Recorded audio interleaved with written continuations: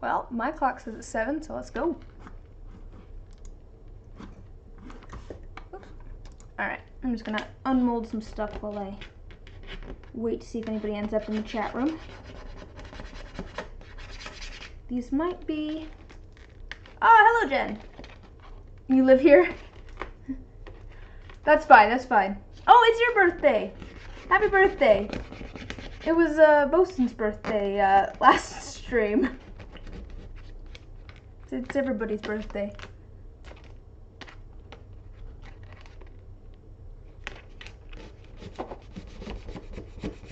My birthday's in... Oh man. December, babies rise. My birthday's only in like 3-4 months. I swear it just happened. Because quarantine started right around my birthday. Or... Yeah, it was around my birthday. March, actually. I wasn't sure whether... I guess it's... Oh, hi, Shauna. Glad you could make it. I'm just going to unmold some stuff before we start on dice. I guess that's only 3 months. Oh, gosh. Ugh. I swear it was just my birthday. This year has been weird. Some of this is a little sticky. I do worry that this hasn't cured all the way completely. I did put these in fairly late last night, and I have found that I can usually pull these out like 3 or 4 hours-ish before 24 hours, but like I said, I put them in fairly late. You have a lot of time on your hands these days? How's school going? Are you still taking classes, Shauna?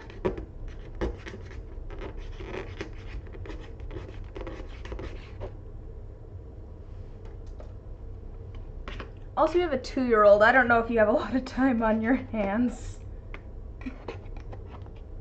That's still kind of soft. That doesn't bode well, but I'll let that sit for a while we work on other things.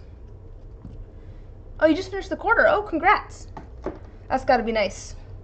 Nice to be done with the quarter. You can see how much resin scraps I have here. Just a little bit. Oh, you just had surgery. Ah, yes, that would explain why you would have some time on your hands. How are you doing? Hope you're doing well.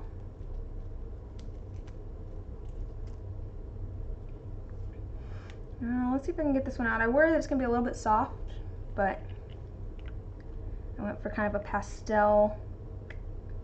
Oh, actually that turned out, I think. Kind of a pastel opalish sort of. Some blue and some pink. You doing okay? That's good, I'm glad.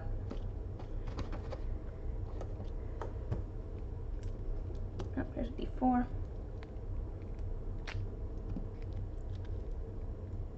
They're not quite as opal as I was going for. They're a little more like cotton candy. But I think I'm okay with that. I'm okay with the cotton candy dice here. Although I was debating, making these ones matte, so we'll see. Maybe I'll end up doing that.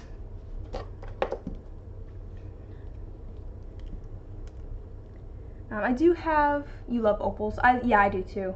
Opal's so pretty. It's such a soft stone though, it's hard to work with.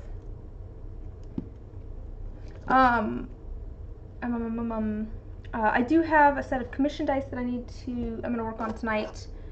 And then I was thinking of just doing a set of like matte black dice, maybe. And then I have a few different ideas for like a third set, and I figured I would take a poll of the audience a little bit with some different material options. I did try doing like a dark, it might have been too dark. Oh no, wait. No, wait, that was extra resin. I was worried that was one of the ones from the, I tried doing a set of like a darker ones, but that set's in here. This was leftover resin that I mixed black into and poured into a D6 mold, so we're okay. It's not the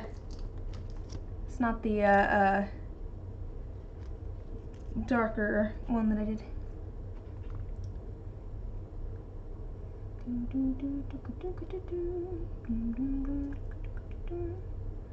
Alright.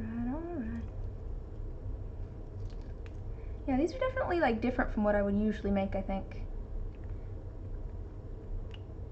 The kind of cotton candy-ish ones, but that's kind of fun. I've said it before and I'll say it again. I enjoy how everybody's, because there's a lot of people making dice now, I still love how everybody's are different. Like, you can definitely, like, everybody definitely has like their own unique styles and stuff. And that's just kind of fun.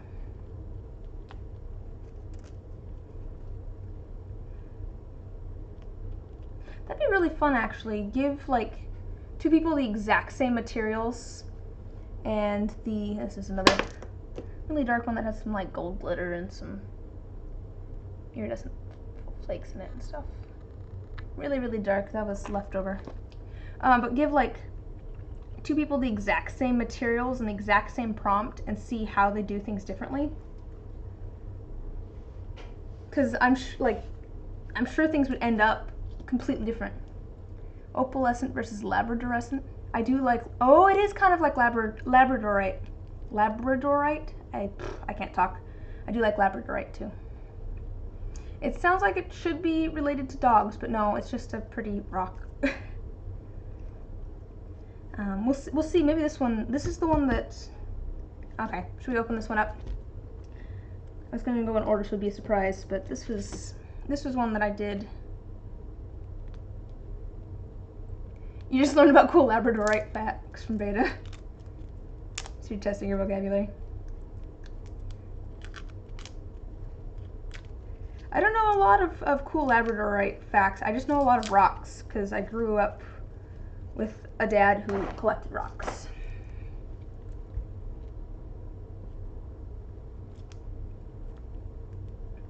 So I can strangely identify a lot of different kinds of rocks, but don't necessarily know a ton about them.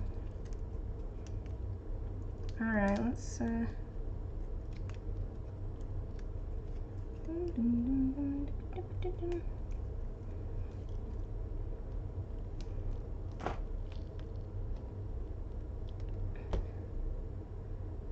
let's set the D4 to the side. That one's a little messy, but let's look at the D6.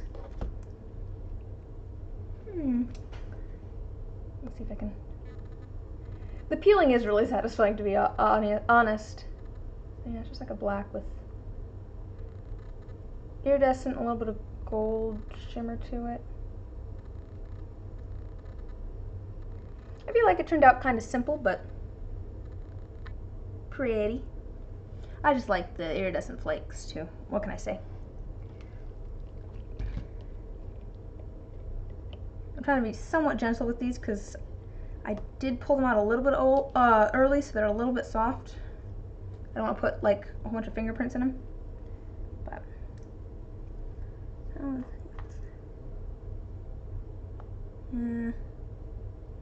this mold might be nearing the end of its life. This is probably the oldest one that I still use.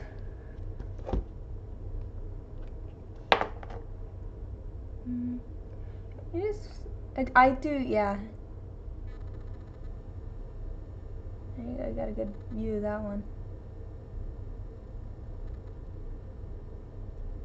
Maybe I'll try those ones matte. I don't know. That might be cool. Do these ones matte maybe instead of the lighter colored ones. It's like a sunburn. Hello, Nate. I feel like it's been a while since you've popped in. So, good to see ya. I'm just unmolding some stuff before I get going on some more. I have to show them off as we go. I don't know where it wants to focus today, but I'm okay with it.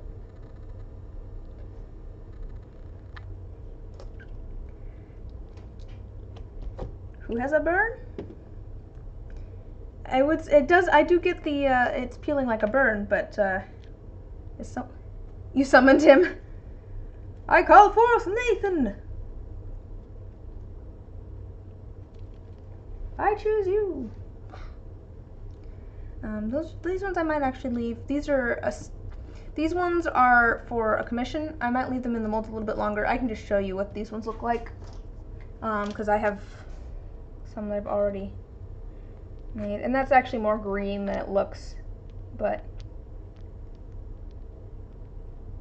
yeah, it's a lot more green than it looks on the camera, but it's more of these, because I'm going to do a set of 12.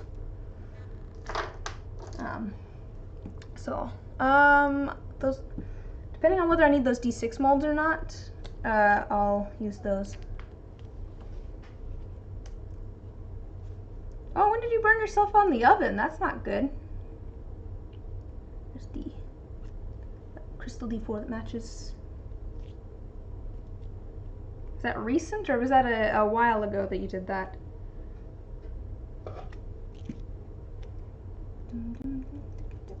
Oh wait, this one's already open.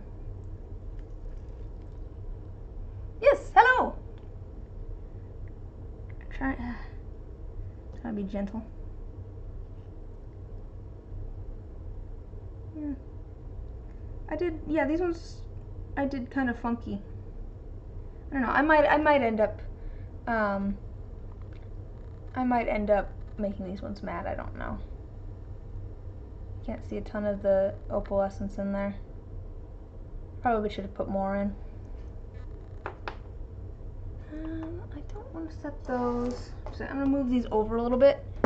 I have a container of, oh, day before Thanksgiving? Oh boy. Yeah, I hope that heals. I have a shaker of activated charcoal, and it gets everywhere, and I don't want it on the semi-soft dice. So we're going to move those over out of the way a little bit. You're pulling veggies out of the 425 oven and the door got your upper arm. Oof.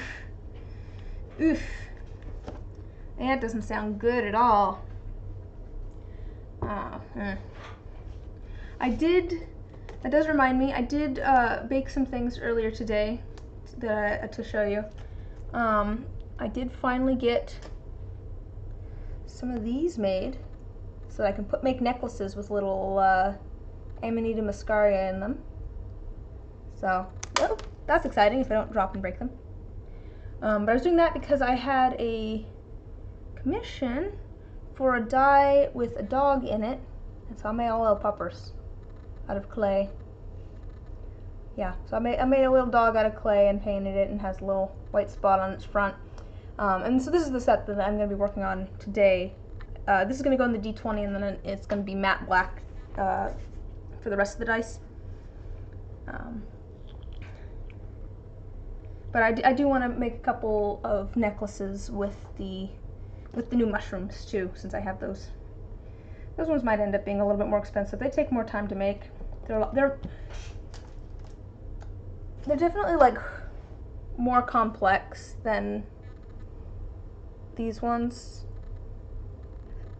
Like, there's just a lot more. Let's see if I can. There's just a lot more little pieces.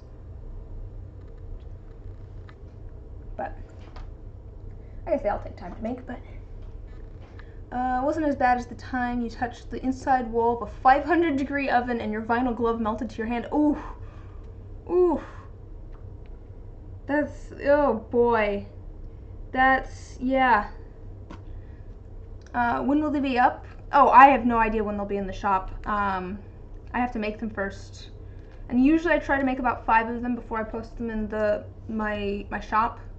And I will only be making 2 tonight, I think. Oh, maybe I can make 3. Just a second.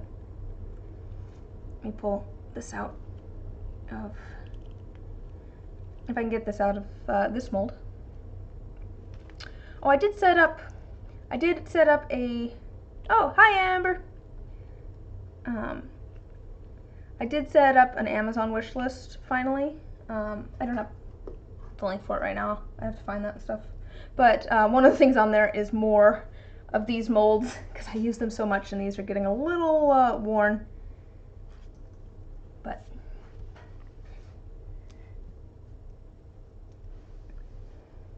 I still feel weird having a ooh, I like this actually. Where's the wish list at? I will find a link. I'm not quite sure where I should post it at, but I like this one. It's just pastels. Post a link. I don't have it on me. Let me to your DMs. All right, I could do that. I'll send it. Here, let me see if I can find it. I made it on the other computer, so I don't.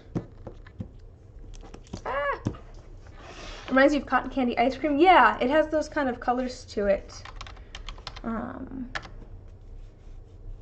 I did make it on Amazon because that ended up being easiest, but I did make notes of like, there's cool things at this other website, and that sort of stuff too.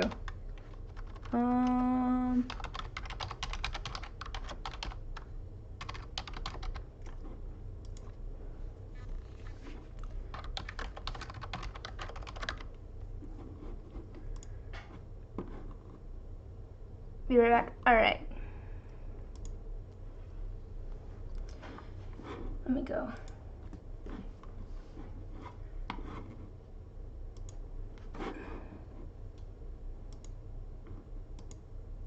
Okay, I think. Oh, I like how when I try to click on my chat to use it, it also gives me the chat rules. That's kind of nice.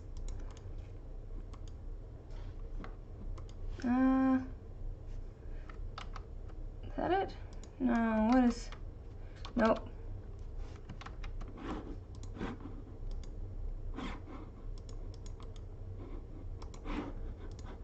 Just a second here.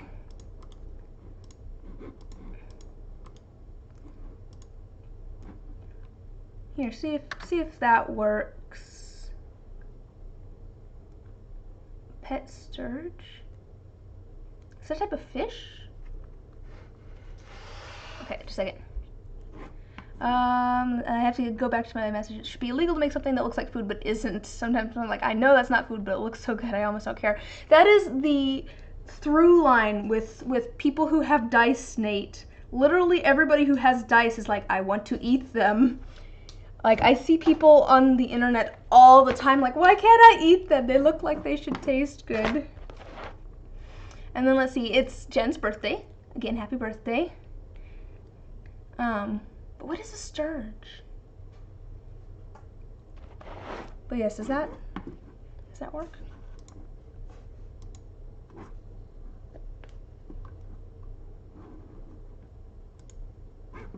And again, I am not asking people to get me things because I feel weird doing that. Oh, okay, that's why I know what it is.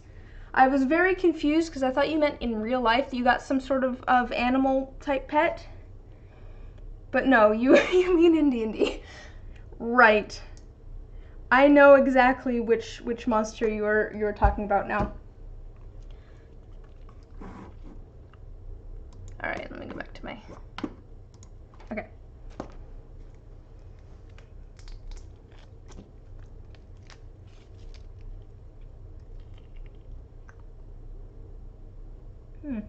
This one's not great.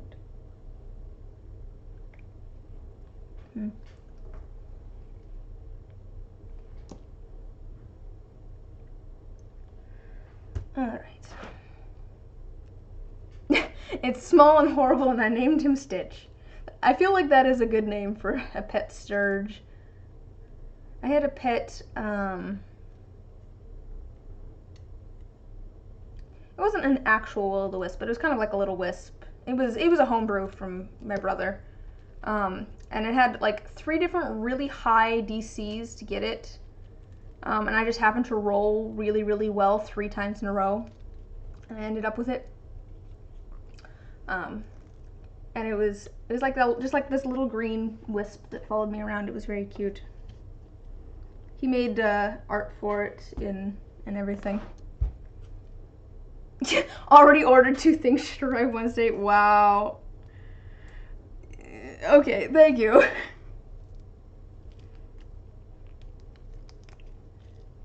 Ow. do not hesitate. Again, please don't feel like you need to get things for me, but you did ask for it, so I did make it.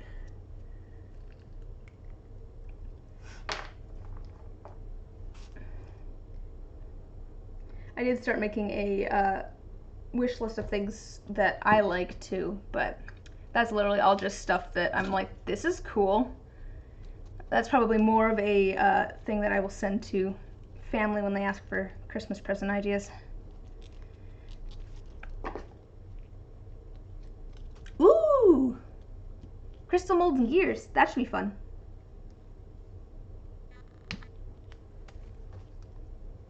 I look forward to it. I will be sure to, ooh, where did that go? Oh good, it didn't land in the random bowl of sugar that I have over here. That bowl of sugar is from when I had that pot of tea that one night. So that's from a while ago, it's just sitting there still. Okay. My molds are a little messy.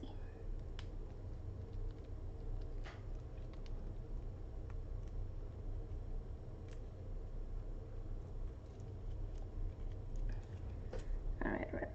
Okay, cool. So I have molds again. I'm gonna actually start getting set up. Yeah, I was holding off on molding things, because like I said, these are still a little bit softer than I usually like to unmold them, but I need the molds to actually make things tonight.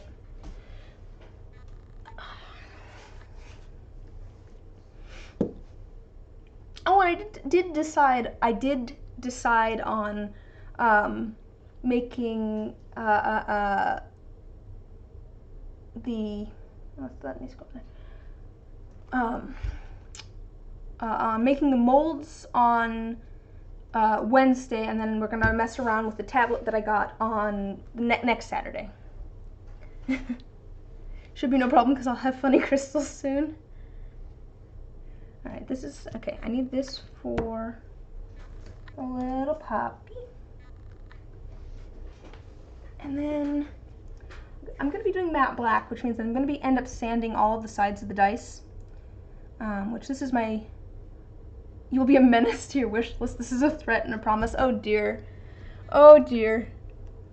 Again, I appreciate it, but please don't feel like you need to get me things.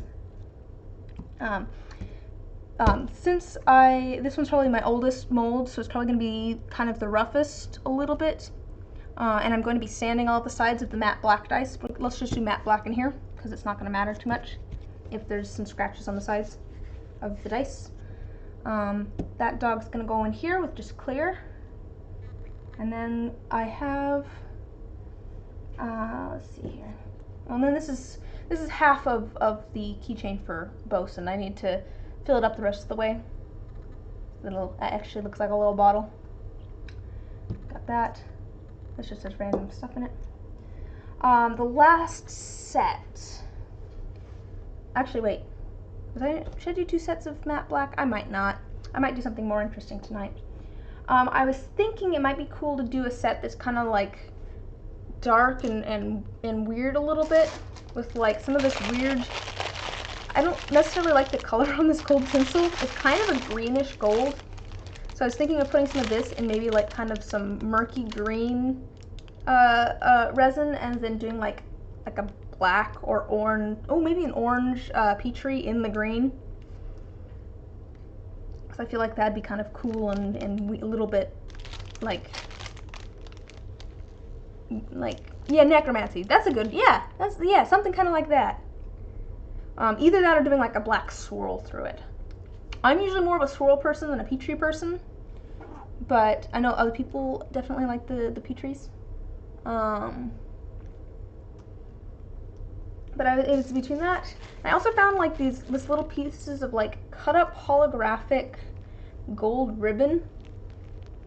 I was like, that could be cool. I have a whole box of, guys, I have lots of options for things that we could make. I think I do want to do the thing with the tinsel here with, I think maybe like a green base with like an orange and black going through it. Black and golden Petrie.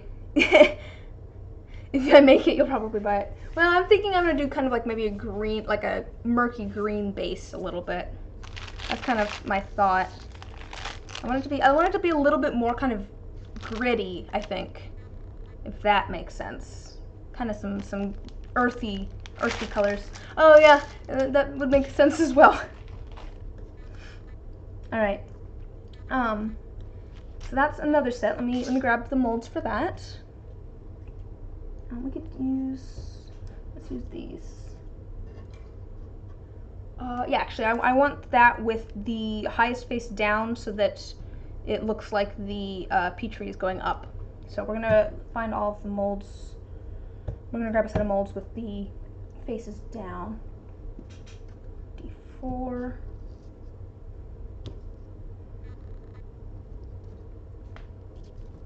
Ah! I'm knocking things over here. And then I need to open one of these D6s. Oh, of course I grabbed the one that has the D6 up. That's fine. Open this one. Like I said, I just don't want to get fingerprints all over these. But we'll pull this out.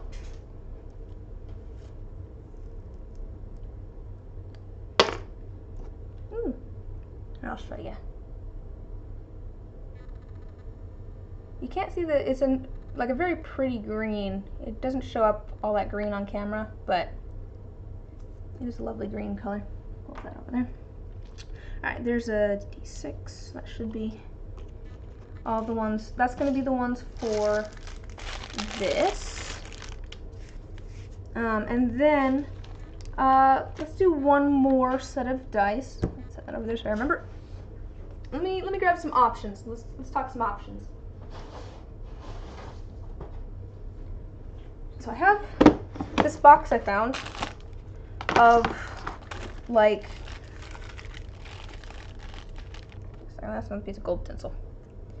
It has all sorts of things like this iridescent film, silver tinsel, different iridescent film, like an iridescent ribbon, but all sorts of different things in here. So could do something from here. There's all sorts of different, this is all like kind of, hello, welcome back, Shauna. I'm figuring out what I want to do for the last set of dice. I'm going to be doing a set of matte black and one with a dog in it for a commission. I'm going to do a set with like a weird kind of tinsel in it, and then kind of like a murky green color in it. And then I'm deciding what I want to do for the last set. Tinsel! Yes. Yeah, I pulled this out. This is like just pieces of cut up holographic ribbon. So we could do something else from this box. And I do still have like the box of flowers that I got. So there's all sorts of, I already did a whole bunch of things with roses, but there's a bunch of other flowers in here too that we could do something with. These orange ones are pretty. Or these red ones. Oh, yeah. No rush on it. I obviously have a lot of things that I can work with at the moment, but yeah, snakeskin would be awesome. I've seen some cool resin things with snakeskin. Actually, snakeskin and like flowers might be really cool. Maybe some like snakeskin and flowers and foil, maybe. That'd be cool. But yeah, does anything standing out to anybody in the chat? There's lots of. This is like a plastic wrapping paper. Is it double-sided? It's double-sided. That could be fun. You are in short supply. Awesome. Well, yeah. You're biased, but flowers. Oh, well. Just I do have. Ooh, that is very bright and shining in my eyes. To be fair, I could do multiple things. I could do like pieces of this and some flowers too that are in like a contrasting color. This one's pretty. Shada. It's like, it is very holographic. It is bouncing off and hitting me in the eyes. I mean, we could try and do that and some flowers too, but I think that might be a little bit too much. I think we could do the gold and the flowers, but and there's always just like random glitter, feathers, foil. There's lots of random things over here, but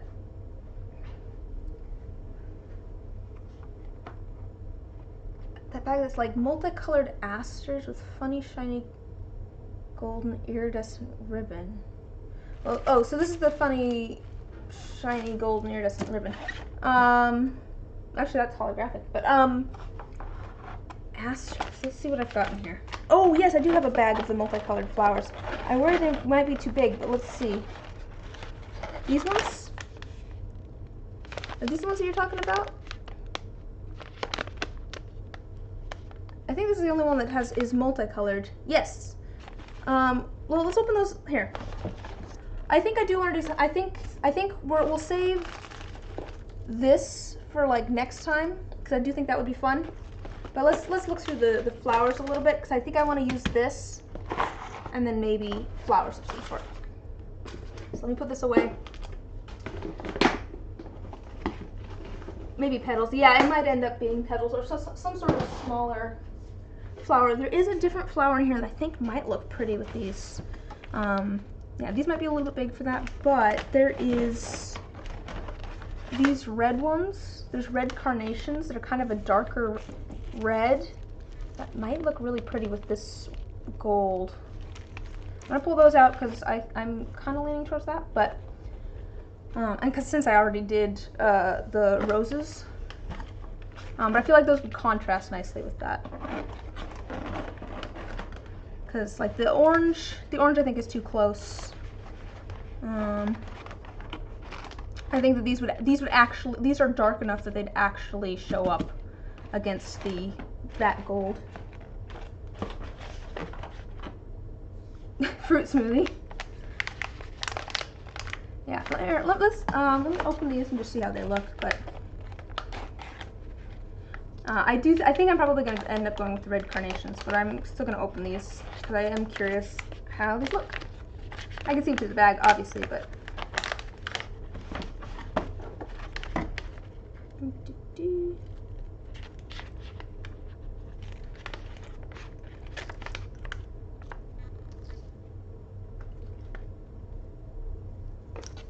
helps if I have these facing the correct direction, actually.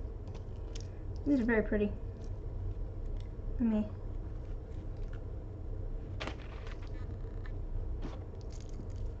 Yeah, that's what I'm thinking. I think the dark red and the gold, but I just did want to just pull these out and see how they look, and these are very pretty. I do think they'd be too big for dice, but I might have to find something else to put them in. What else should I put these in? I think they might be too thick to do like a tray. Here, let me grab one of the trays that I made.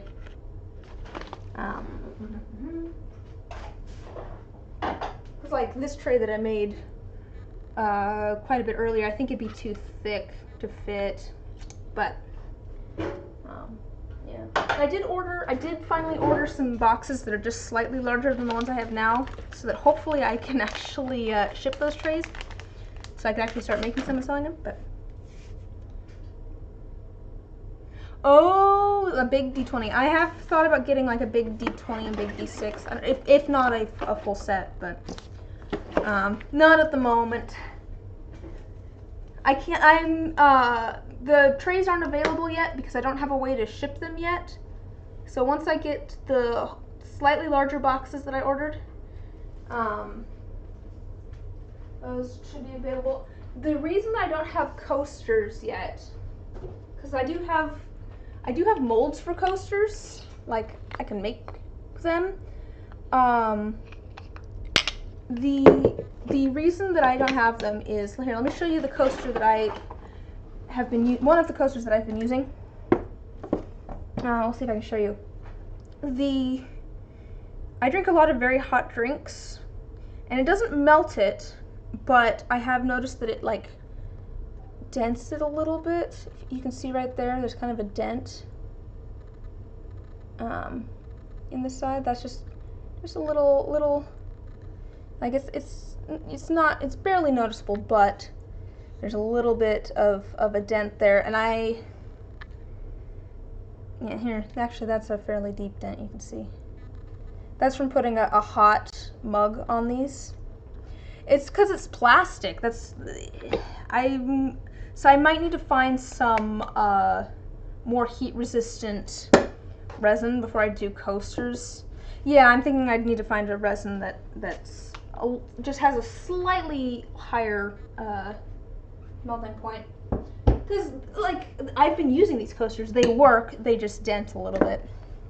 I have my coaster sitting off to the side here that I use all the time, but yeah. I know you're local, Shauna. We could get that figured out. I haven't figured out like pricing or anything for the trays and stuff yet. I kind of have, but I've been very busy with orders, which is lovely, but I've been very busy with orders. Okay. So yeah, I think we're gonna do the red carnation and the gold. Do I want to add anything else to that?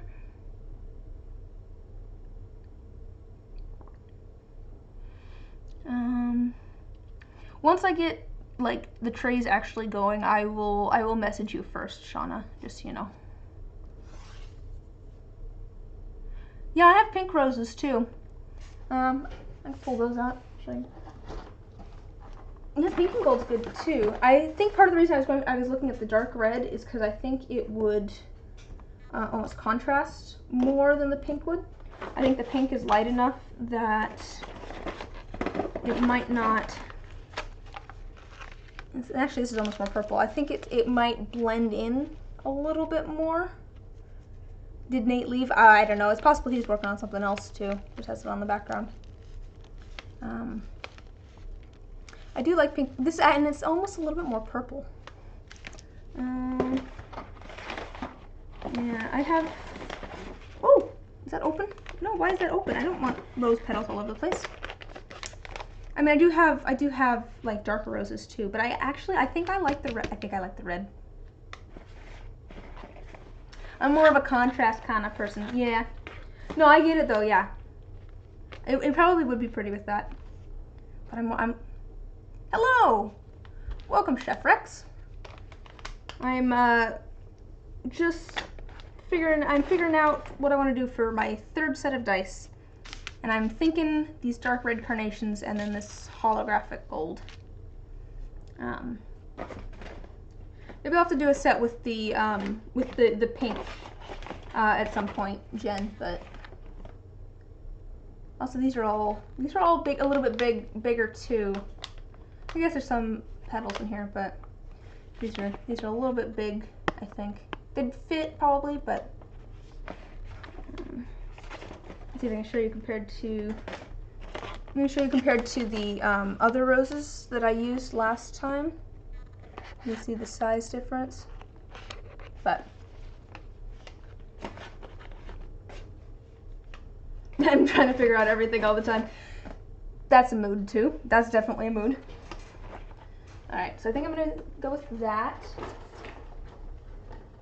And then next time, maybe we'll do something with like the pink roses and the holographic plastic sheets that we found. So do we want like a third thing with this?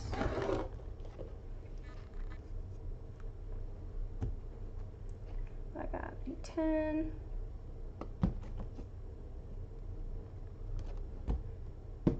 My molds are getting a little messy. I'll make more on Monday. Monday's my normal mold making day, which is part of the reason that you don't see me make molds, is because I usually make them like Monday nights, and then I make the caps on Tuesday, and then we use them on Wednesday. But since I have some Dice Masters coming in for pipped dice, so ones with the dots on them instead of the numbers. My plan is that hopefully if those come in before then and I have time to polish them, we'll make those on Wednesday. We'll make the molds for those on Wednesday. So we will do that, but I have somewhat organized my molds now. Okay, I'm gonna figure out which molds I need. If you have any ideas for like a third thing, if it's like some sort of glitter maybe, or should I just do these? I feel like it's missing something. What is it missing? Just a second. Let's see here. What are we missing? Like maybe some other sort of gold. Oh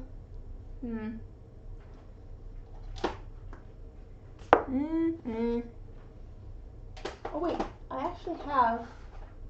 have like, oh, that's a different gold though. I was gonna say I have gold chunky holographic glitter, but oh, I benefit greatly from a 3D printer. I have a 3D printer, but it's not the type that I would use to make masters for dice, unfortunately. Superfine shimmer, that's kind of what I was leaning towards. We should see how many types of gold we can shove into one dice set. That was the other day. My grandma texted like our family group chat and said, "Hey, does anybody have any gold glitter?" Let me show you the picture that I sent. Let me go find it. Just as a moment here. Because I was like, do I have any gold glitter? Is that really a question? Do I have any gold glitter?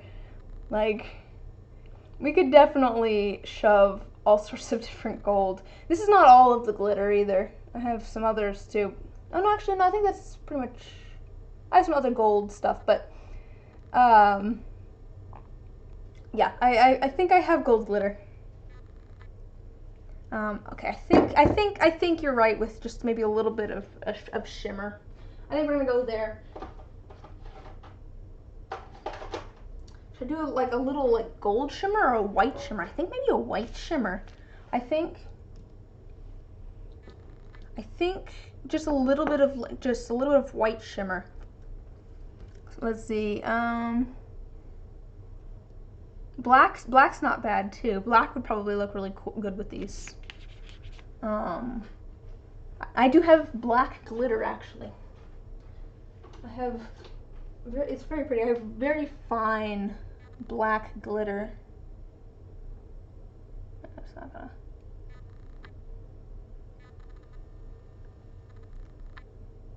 Like, that would probably be pretty. I don't know how well it would suspend.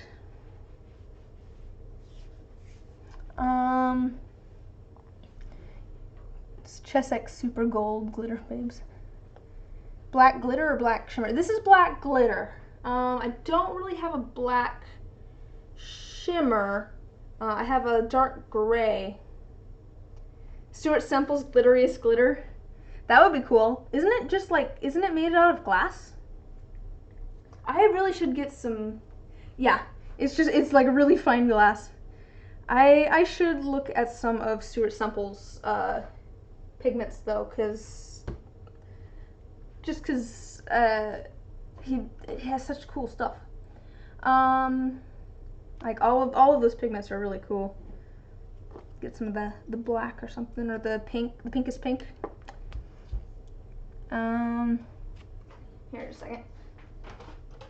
I don't have a black shimmer, but I do have a oh, what would you call this? Well, it says silver, but I'd call it like, oh, what do you call that? Like dark gray, gunmetal, like a kind of gunmetal color. Get add a little bit of shimmer with. Oh yeah, you see, you thought of it at the same time I did. Gunmetal, yeah. I don't think so.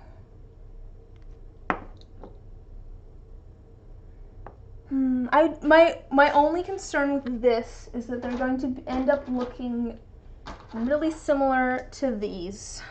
And I don't know that they will, because this is just rose petals and gold foil, and obviously neither of these, this isn't gold foil and this isn't rose petals, but it's a very similar color scheme, and so I worry that it's gonna end up looking very similar. So I feel like I need to add something else to make it a little bit more distinct. I could do something where I do like half. It's getting late, 2 hours ahead. Oh, okay. Go, if you need to head out, Shauna. I'll probably send you pictures. I'll send you pictures tomorrow, Shauna, of how things turn out. How's that? Once we get things out of the all unmolded. But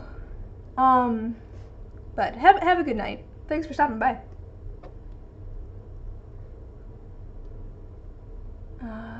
Gunmetal, true gunmetal is bronze. These make cannons on boats out of leaded tin, copper, bronze. The true gunmetal is bronze color. We just use it because guns are more metallic and gray and the true color is lost in time. Interesting.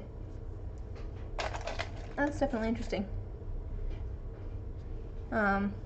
Furiously takes notes.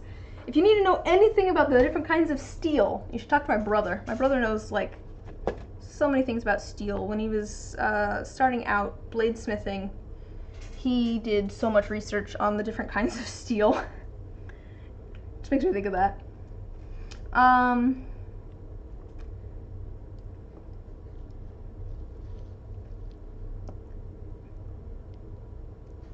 you have a robot Jesus God who's all about that funny gunmetal and bronze stuff.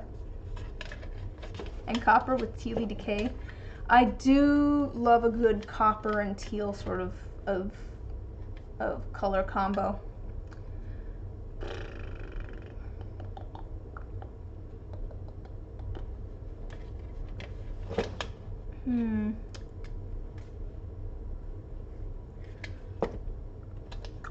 What if we did part of your dice is gears and silver, hence your furious orc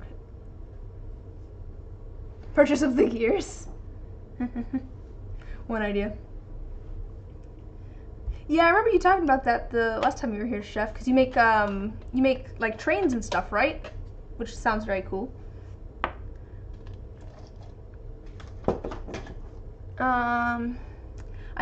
I have an idea, guys. I think, what if we do half of the dye like the black and then half of it clear with this? I think I'm gonna do that. Canon Artificer. I think I'm gonna do that. I think I'm gonna make half of it the black and then half of it clear. I think that will help distinguish it. I might still add a little bit of the shimmer there, but I don't know that I will. Like, I like the shimmer, but I feel like, this is gonna sound weird, it ain't my brand. I feel like a lot of people use a lot of glitter, and I don't really use a ton of glitter. I don't know why. Let me think about this. I think I want the highest faces up because I will do the dark color first. Yes, that's what I'm gonna do. I'm going to do okay, yes. So I'm gonna do 20 up. That's a D0, D00, D12, D6. That's another D6. What's this one? D8. And D4. Excellent. Okay, cool. These off to the side. Let's see, speaking of glitter, can I show off a commission you shotgunned in last night in a few hours? Yeah, feel free to send a link in the chat. Let's see. He built model trains in your basement, but for work he works as a manufacturing engineer for the machining department for a sheet metal die shop. Make tools that shape sheet metal into different stuff like stovetops, dryer fronts, back, etc. That's really cool. All right, let me grab and get all the stuff that I need. Let's look at this picture. Ooh, look at that. It's like just wafting off of this person. Cool. I love the skull, the rainbow skull mask. Like that's probably that's my vibe right there. Is the like crystals and bones and rainbows. That is my vibe. Kinetic sand glitter controlled by geomancy. Cool. All right. Let me get all of my pieces ready to go.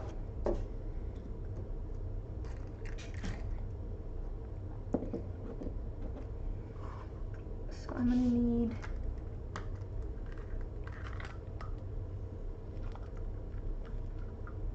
the concept was so cool to draw. Your client has such good taste.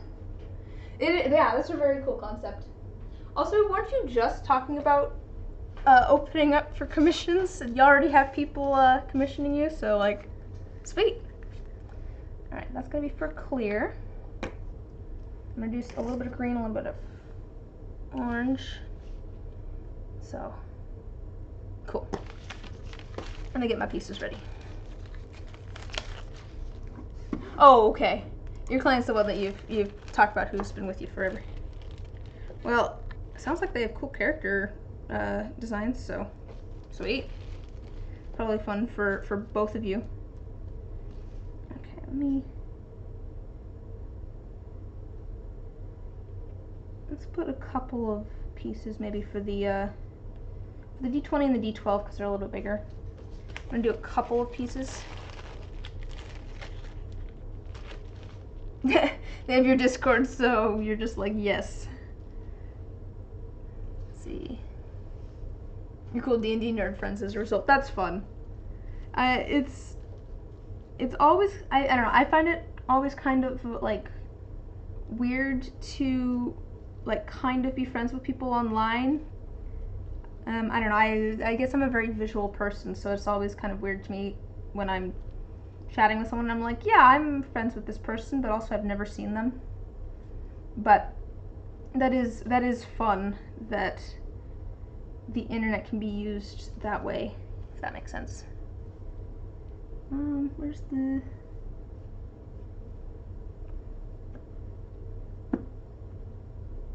Oh, that's a D4. That's just gonna have one piece. Probably that one.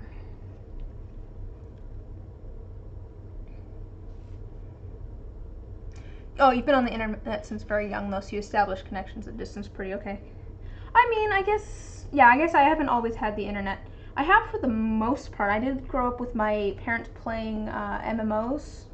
Like, I remember my parents would play like EverQuest together. And like that sort of stuff. They moved to WoW at one point. But, I don't know, I guess I was outside a lot as a kid, running around and climbing trees. I didn't, but I mean, I guess, I don't know, I guess I was, I guess I'm older than Google, so that's a thing. I remember a time before, YouTube.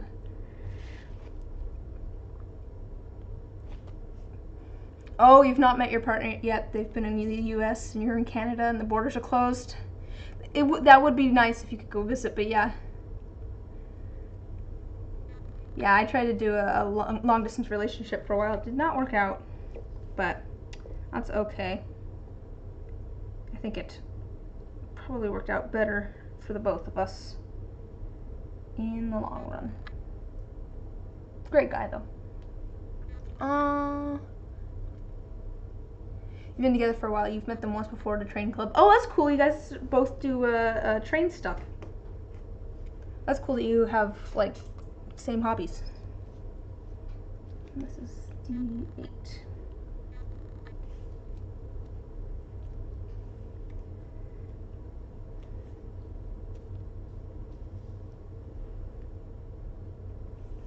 this one? Just a second here.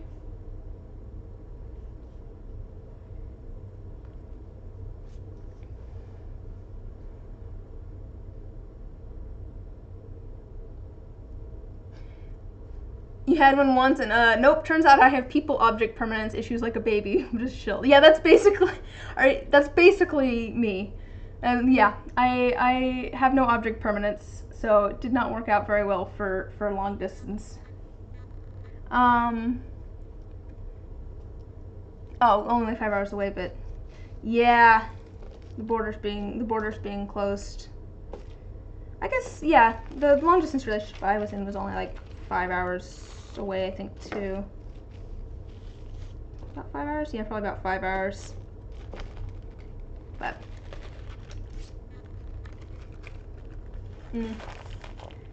this is okay.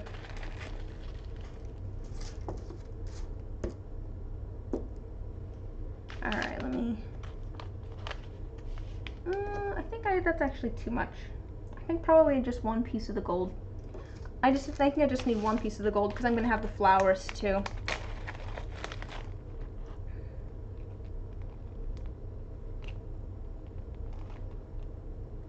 D12 and D20 can have 2. But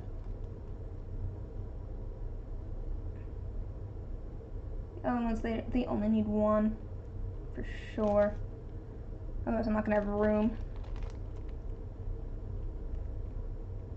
Let's do that one.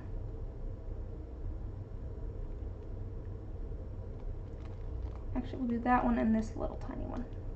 Cool. Yeah, the borders being closed for extraordinary circumstances. Yeah. So hopefully, you know, things will clear up and then you can see each other. That'd be good.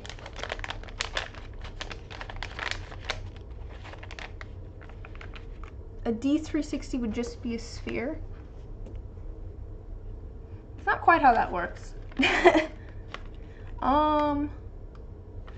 mean, a sphere has an infinite number of sides.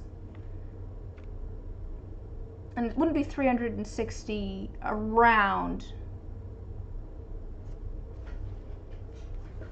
I'm poking holes in your dice plan, sorry. These smell really weird. I'm just gonna put that out here. Like, these smell funky. Like, they kind of smell like nice, but they kind of smell off, if that makes sense. They remind me of something. I don't know what it is, but I don't know that I like it. Oh, see, there's a full flower. Okay. But I'm just gonna steal some of the leaves here.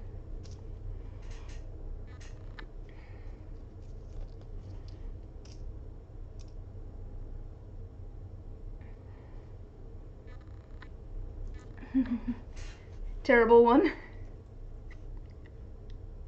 Oh, are you saying 360 degrees? Is that what the D was? Okay, wait. Yeah, I'm not using my degree at all. Which is quite obvious.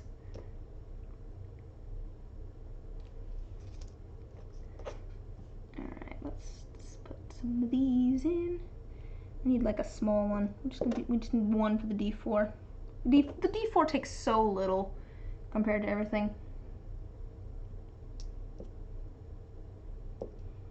Oh, that's the D6. What's this one? Is this D8? That's D8. Probably fit 2 in there. Oh.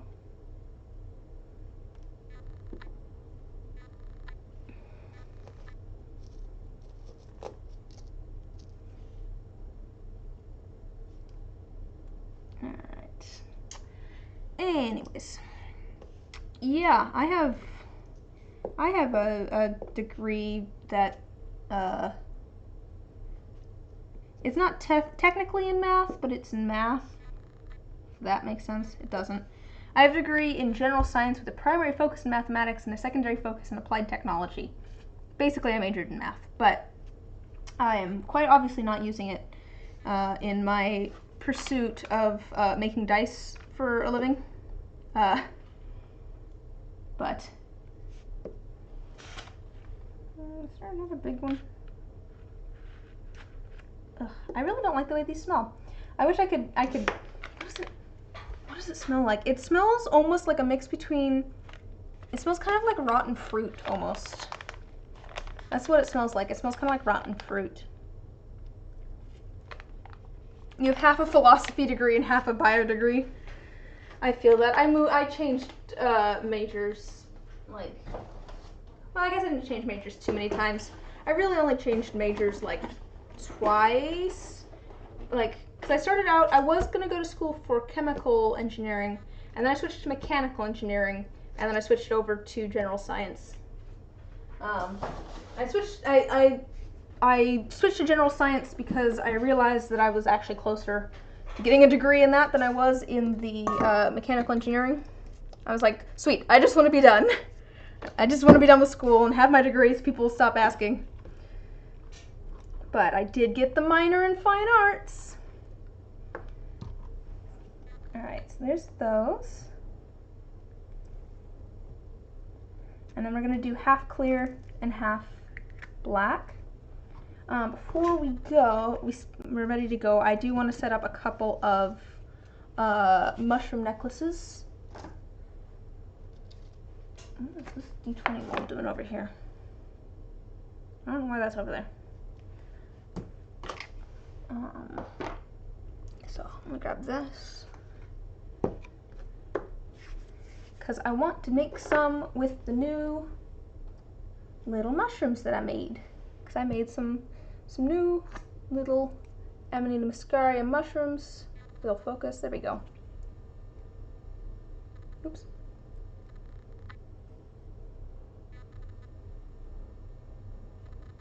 So I want to make some with these, because I've made them with some other little tiny mushrooms that I've made, but I want to do some with these that I think are a little bit more, I don't know what's the word, complex. Complex works. But I'm still gonna make them pretty much exactly the same otherwise, so. A little bit of dirt in the bottom.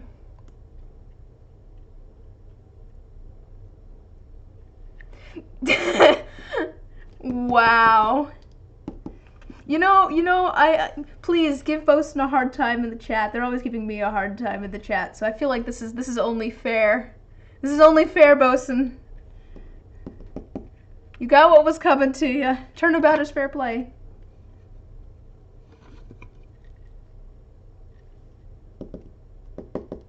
Alright, so that's a little bit of dirt, and I say that in quotes because this is actually coffee grounds in the bottom. And then I have some moss that I will break apart and just put some small amount in the bottom as well.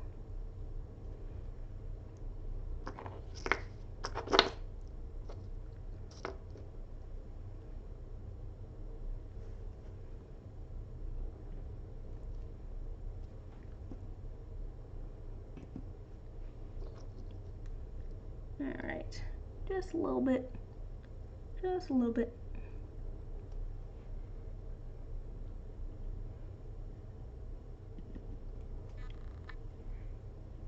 Johann Sebastian Bach?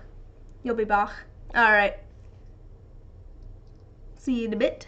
Have fun.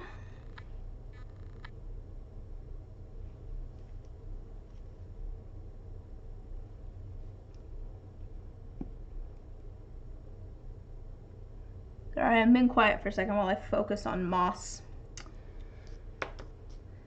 The very, very important moss that I'm putting into these.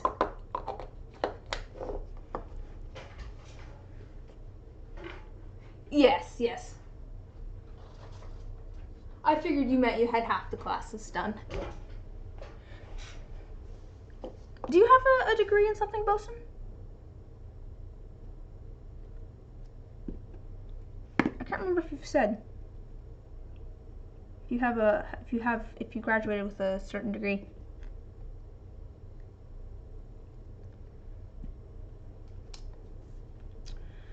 Alright, and then let's grab a little bit of this other moss. I'm going to put a few strands of that in as a sort of grass.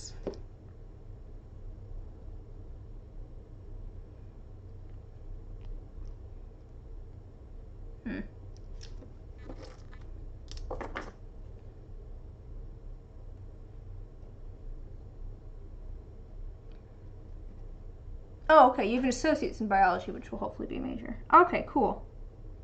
Cool.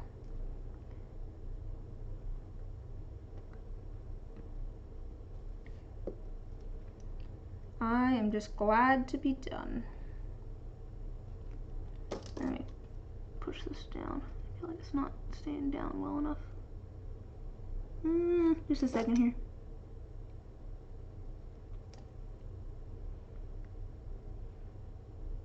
I think I need more of this other moss.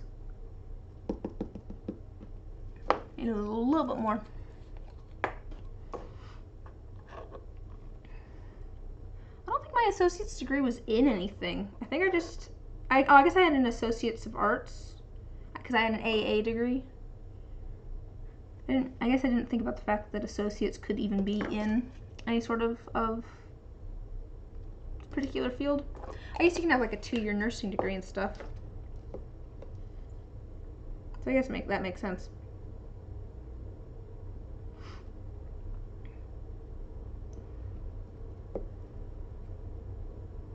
So do you have a particular thing you want to do with a biology degree? I know you work with like plants and stuff now, or at least you work somewhere that has lots of bugs.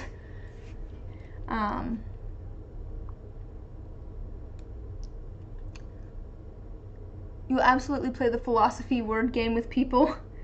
Oh boy, that sounds dangerous. Alright, let me put this longer strand in.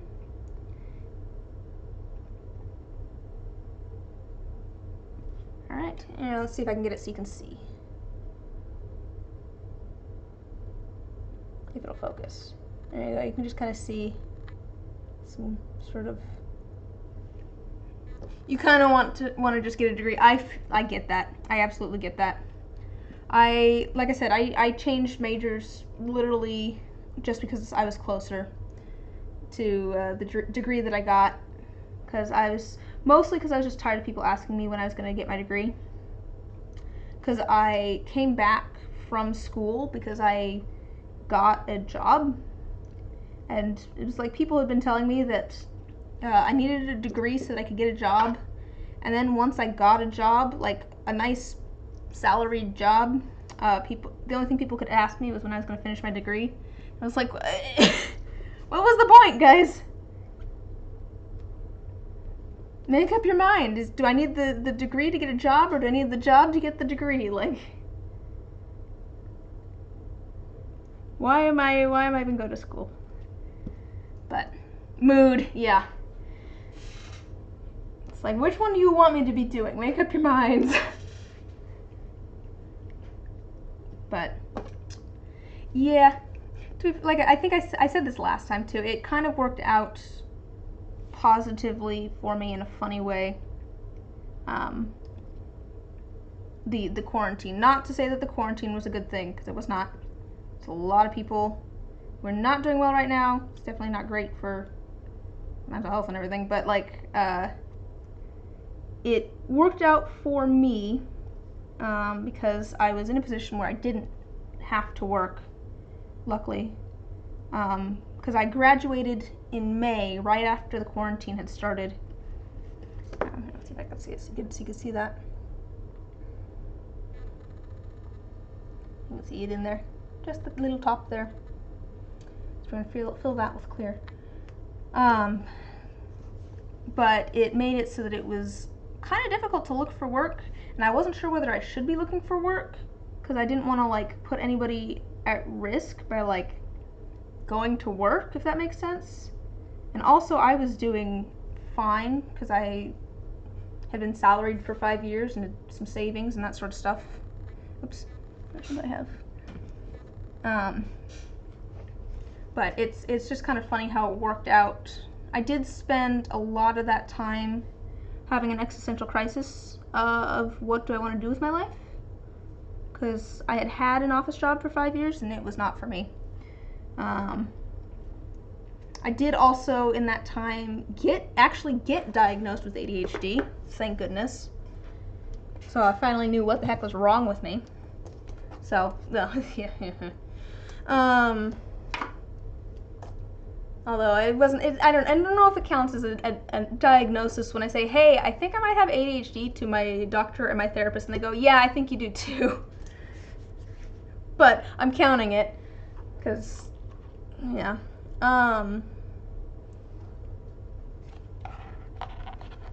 But yeah, that does, I feel like, explain some things for me. But no, yeah, it has ended up being a kind of it's, I spent a long time going, I can't do something in the arts for a living because I am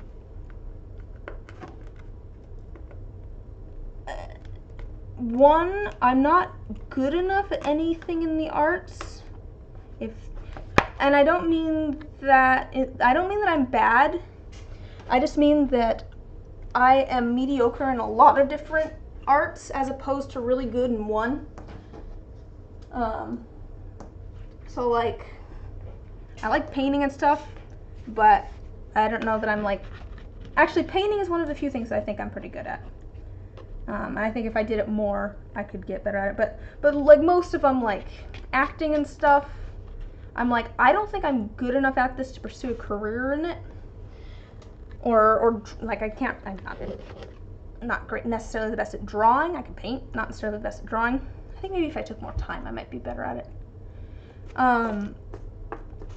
But yeah, it was very much I don't think I'd be good enough to do something in the arts and actually make a living doing it. And also, I'm usually a very cautious person who's like, I don't know that if it's gonna work out, so I'm not gonna go for it. But since I didn't really have a way to go for anything else, I mean, I kind of did, but it was kind of a weird limbo phase.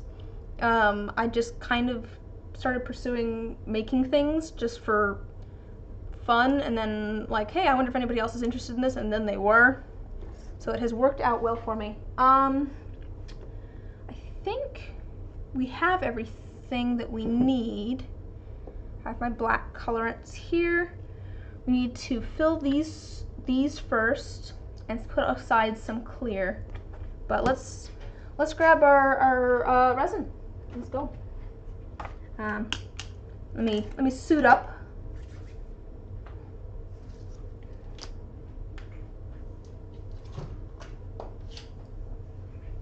My eyes have been itchy all day.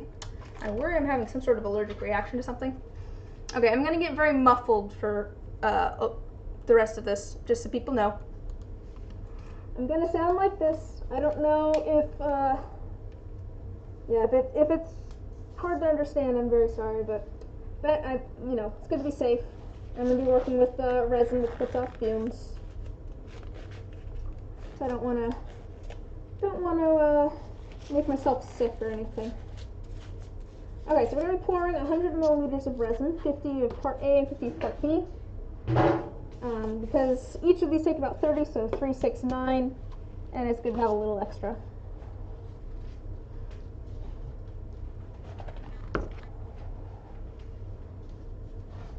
Alright. I'm gonna go quiet for a minute here. I can't talk and pay attention to how much I'm measuring out at the same time. Put some of these. Yeah, okay. I'm gonna get some more of those at some point. But feel free to chat amongst yourselves or something while I go radio silent and try to accurately measure this.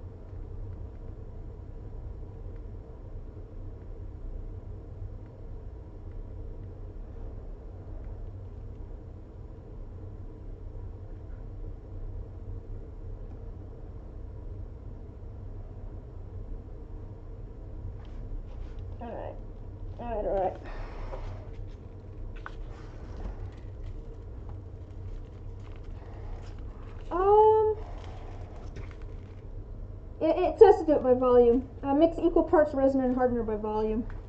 Some of them are by weight, some of them are by volume. It depends on the type of resin. Some of them it does say you can either weight or volume, but this one specifies volume. Alright. So there's 50 milliliters of that one. But yeah, they're definitely different viscosities. I don't know if they're different densities or not. Yeah, the hardener here is flows a lot easier than the resin itself. I have heard of people putting their resin in like warm water to make it flow more, but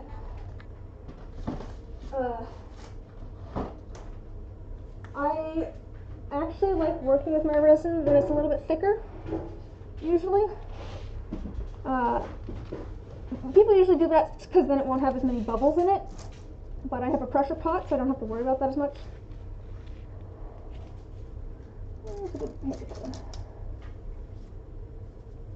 Yeah, it's definitely it's kind of the consistency of honey almost. Well, not the honey that I have upstairs, which is crystallized, but like runny honey.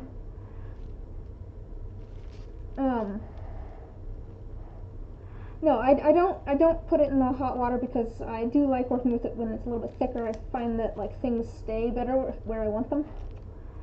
But also, I've never had it flash cure, which I've heard of other people having an issue with, where if you do a large amount of resin together, especially if it's warm, it will heat up. When it heats up really quickly, it will just cure very suddenly.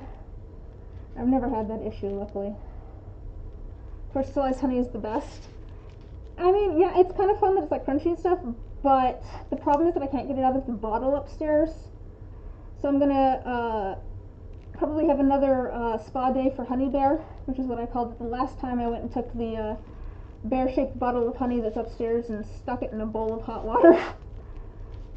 But stick it in some warm water. Yeah, yeah. So another spa day for Honey Bear.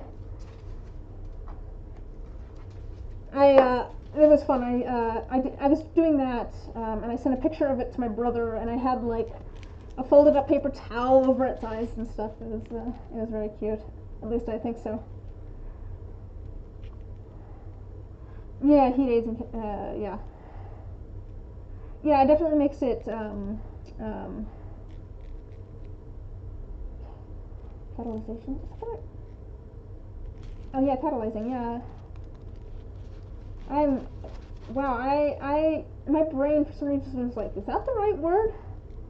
But no, yeah, you're right. Catalyzing, because it makes it faster. Yeah. I wonder what does that with soap. Okay, so I also I haven't recently because it makes a lot of it, and I don't sell a lot of it, and I don't know what to do with all the soap. But I do also make soap. That's what all the soap supplies are on the shelf back behind me. And there's definitely certain temperatures that you're supposed to have things before you mix them, because you like heat up the oils so that they will all melt together, because you want them all to be mixed up. And then when you add lye to water, it is an exothermic reaction and gets very, very hot. And you have to wait for it to cool down a little bit before you mix it with the oils. You want them to be within like 10 degrees of each other before you mix them, so that it doesn't create like a volcano of soap or lye and oils at that point. But I would imagine that it would cure faster at higher temperatures. I don't know. No, it's soap volcano. Oh gosh. Yeah, yummy, great. Yeah. Oh boy. I don't know how I'm the one that has ended up being the weird one for not eating soap, and yet, yeah, sodium hydroxide is pretty nasty stuff. Yeah, you don't want to try and eat this soap volcano. That's what yeah. No, the kind of soap that I make, you have to let sit for 4 to 6 weeks before you can use it too, just so that it can finish curing. But that's the other thing that I'm enjoying about resin is that I can use it in 24 hours or 48 hours about instead of 4 to 6 weeks. I do have some honey soap actually that I should list. So I did make more honey soap. Soap soup. Oh boy. Maybe you're just my cat. Maybe that's what this is. Bosun's just my cat. I don't think that you were here last week, Rex, but I was talking about how my cat loves bar soap, and he will just sit in the bathroom and lick the bar of soap in there. And then, for some reason, Bosun also likes soap. Sure, you are adopted cats. I guess in that way, Bosun is my cat. I completely forgot about that. Yeah.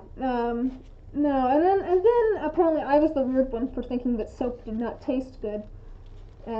Not quite sure how that happened, but I did lick a bar of soap last week on stream, much to my detriment.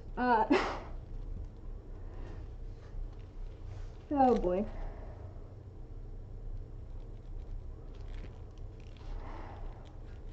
This is what we do when we sit on your keyboard. Oh boy. I have so when I first got Koshek, so I have 4 cats. There's Fitzwilliam. They're all named after different literary or podcast characters, or they're all named after characters from things.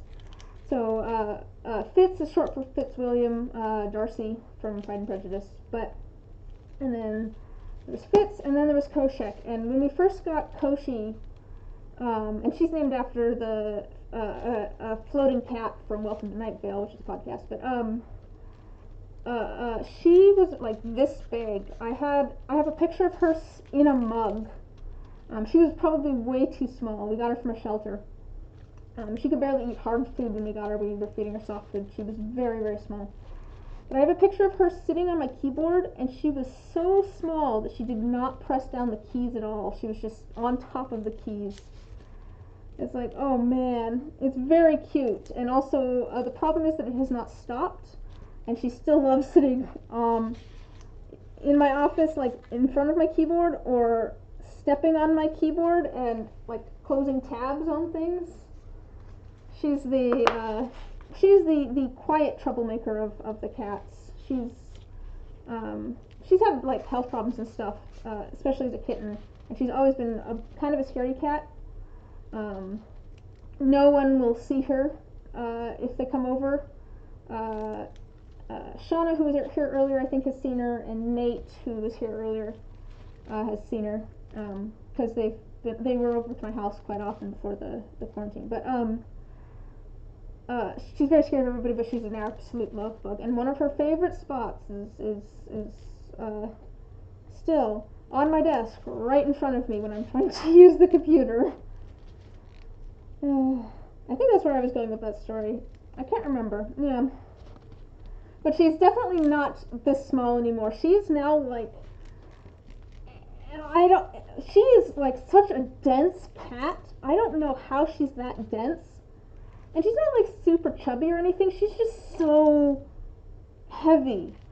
Edmund and I say that it's all the ball bearings she eats, because she, at least for a while there, definitely tried to eat pieces of plastic and metal and stuff. It's like, wait, cat, that's not edible. Stop that. Alright, it's all mixed. I think this is all mixed. That looks homogeneous. I just want to make sure that there's no streaks running through it. Because if there's any streaks running through it, that means it's not mixed all the way, but it does. It does look pretty mixed to me. I don't think I see any streaks. Okay. So the first things I'm going to do is I have a few places that I want some clear. Let me grab a new pipette. It'll be easier. No, down here.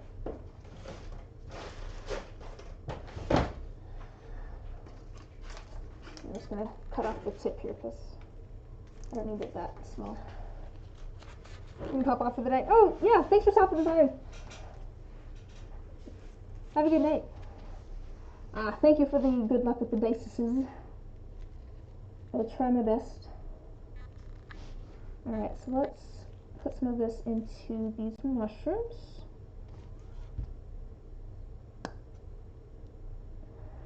First of all.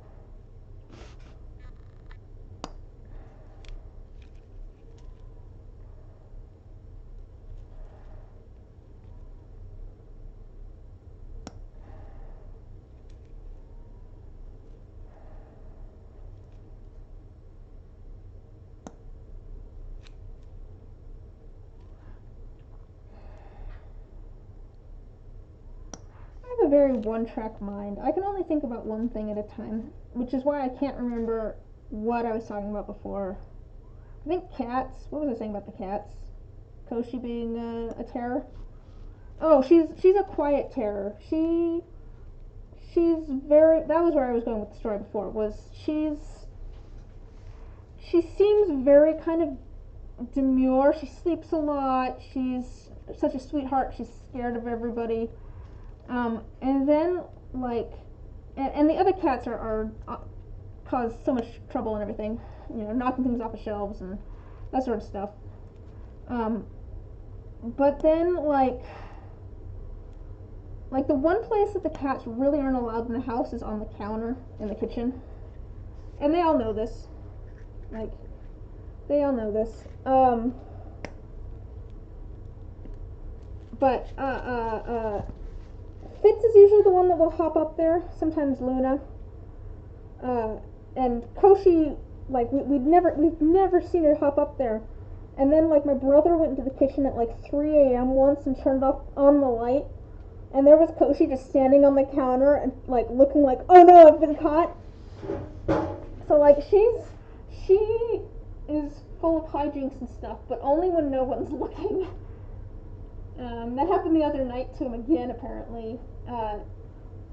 My cat Fitz likes to knock things off of his dresser, and he had left the door open to his room. He doesn't usually leave the door open, and he heard he went.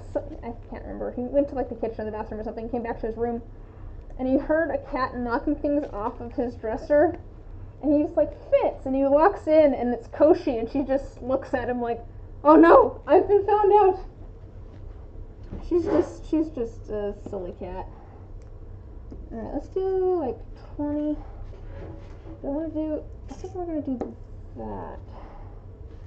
I actually want a different container for this. Let's do this one. This one's good. Alright, so I'm at about 30.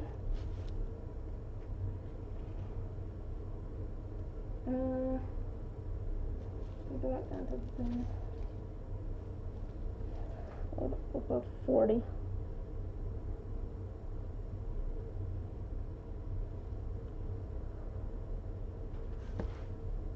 Okay, a little bit more.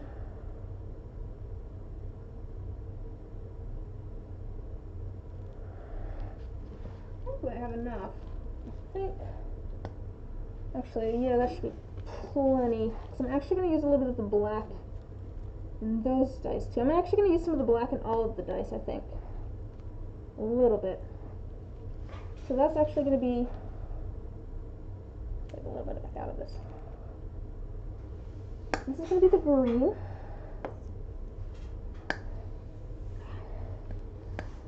And then let me add a little bit more clear to these.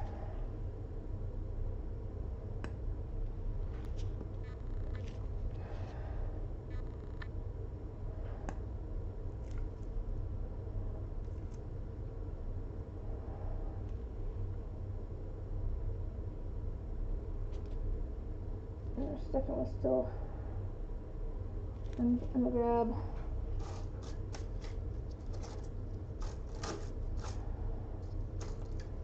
There we go. This one will work. just going to push the red part down a little bit, and that will hopefully get some of the air bubbles to come out from underneath it. Let's see one of them rising. Okay. There's some air coming out of that one. This one's actually pretty good. Oh, I do want to put a little bit of clear in the little bottle here before I forget.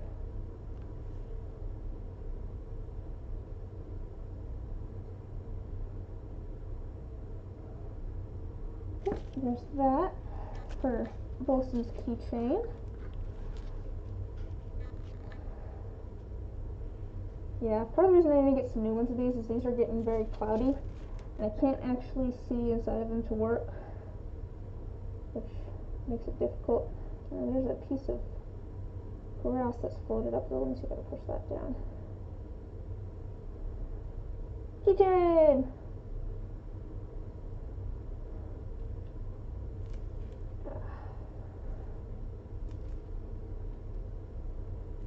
Alright. That's good. I don't remember which one I pushed down before. This one seems pretty good. Let me make sure this has enough resin in it. And not cat hair.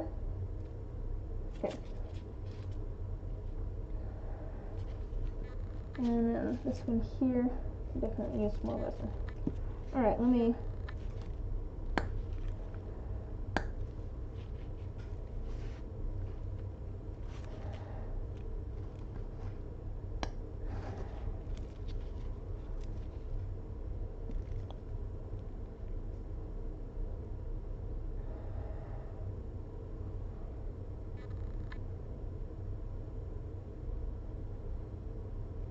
and this is why my gloves always end up so messy, is because I do that with my pipettes. Okay. Now with added cat hair. This was actually not too bad. I can bubble down by the bottom though. Weird.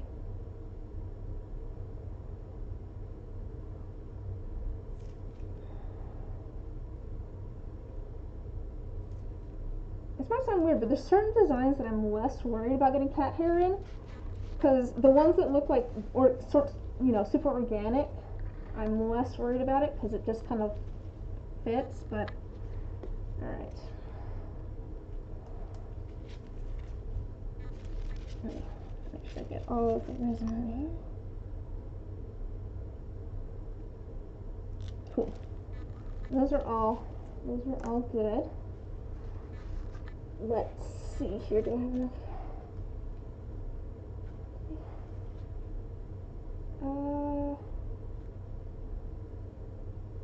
30. Yeah, that should be good. All right.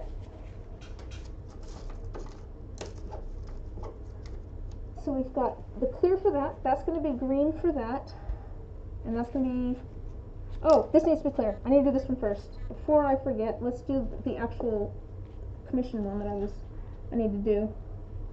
And I want to be very careful with this because it has a little tiny tail on it that I do not want to accidentally break off. Have I shown you guys the dog? I think I showed you guys the dog. Little tiny dog that I made for Going to Die. It looks a little shiny there, but that's just because I've gotten resin on it, and I'm going to put resin on it too. So that's a tip. Is if you're going to put something in a dye, to dip it in the resin first, so that you can get some of the air that's might be trapped around it. Get that worked out before it gets trapped. So there's some air bubbles around here that I'm just kind of working out. We'll make sure that it's actually coated in resin and not air bubbles. There's like an air bubble around it.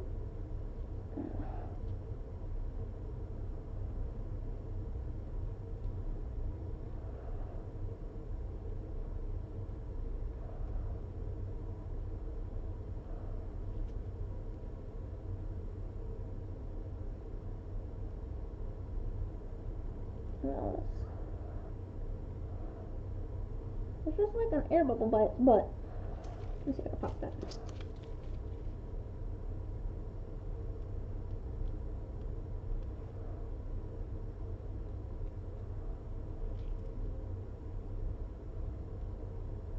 It might be small enough that it won't matter too much, but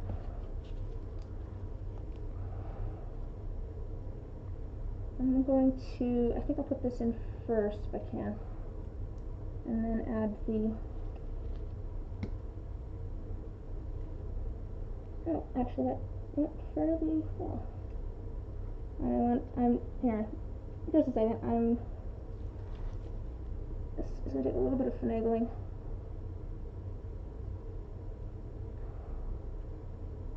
Like I said, I don't want to break that tail off or anything.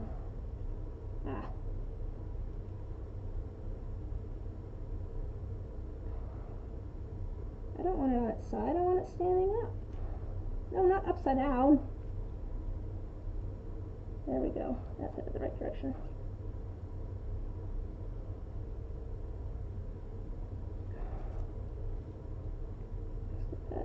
There we go. I want the puppy standing upright. Actually, I think I got it. Excellent. Now let me pour the clear in there.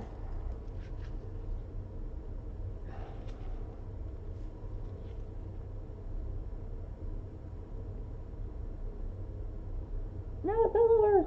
That's fine. Before I fill it up all the way, let's see if I can get that back standing upright.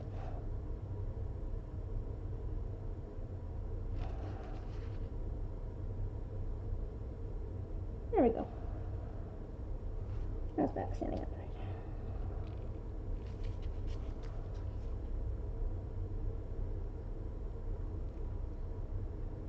Alright, cool. Now we can make that all black. I'll set this over here.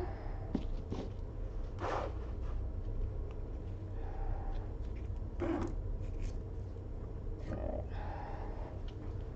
Now we're good.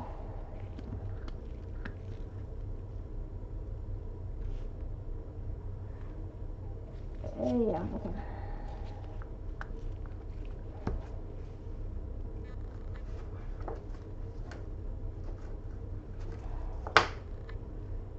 I was going to use this. I think I could still use it. I haven't used that end. Alright, so this is a black resin pigment, and it's very potent. I grabbed some of activated charcoal as well. So if this is not opaque enough, which I think it should be fairly opaque, and I just have a little drop on the end there. I can add some of that, but I'm going to mix this up. Let me angle it so you guys can see how potent this black is. There you go, yeah. It's a very strong black pigment. Let's get that all mixed in, and then I'll see if I want to add some of the activated charcoal. Yeah. I think I might, just to make it a little bit more opaque. Like that, this is a pretty good opaque black pigment, but it's still a little bit translucent. And I want these like black, so. I was hesitant to bring out the activated charcoal because it makes a mess, but let's mix that in. It does make a really good dark black though. I used it I made a set of matte black dice. They're on my commission sheet, but that was for a D&D buddy who wanted matte black dice. Yeah, I did like a couple sprinkles of that, and it is opaque now. Let's see if I can. It is opaque. It's like ink. It looks like black ink. So that is all set to go. Alright, so let's fill these up first. This is the commission set, and I need to get them done. They're probably the most important. And the person that's getting the set is probably going to end up with a Vanta Black for this. They came out with an even darker black. I saw something about it. There's a black that's even darker than Vanta Black now, and also like less toxic, I think, which is exciting. But yeah, I've thought about getting Again, some of Stuart Semple's like black 3.0 and stuff. Alright. Okay, so the person that this set is for, they're probably going to end up with an extra d20 instead of an extra d4, so, you know, I don't know. I don't think that's going to be an issue.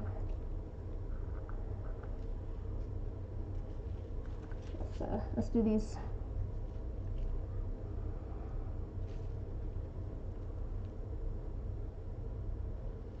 Let's do these first.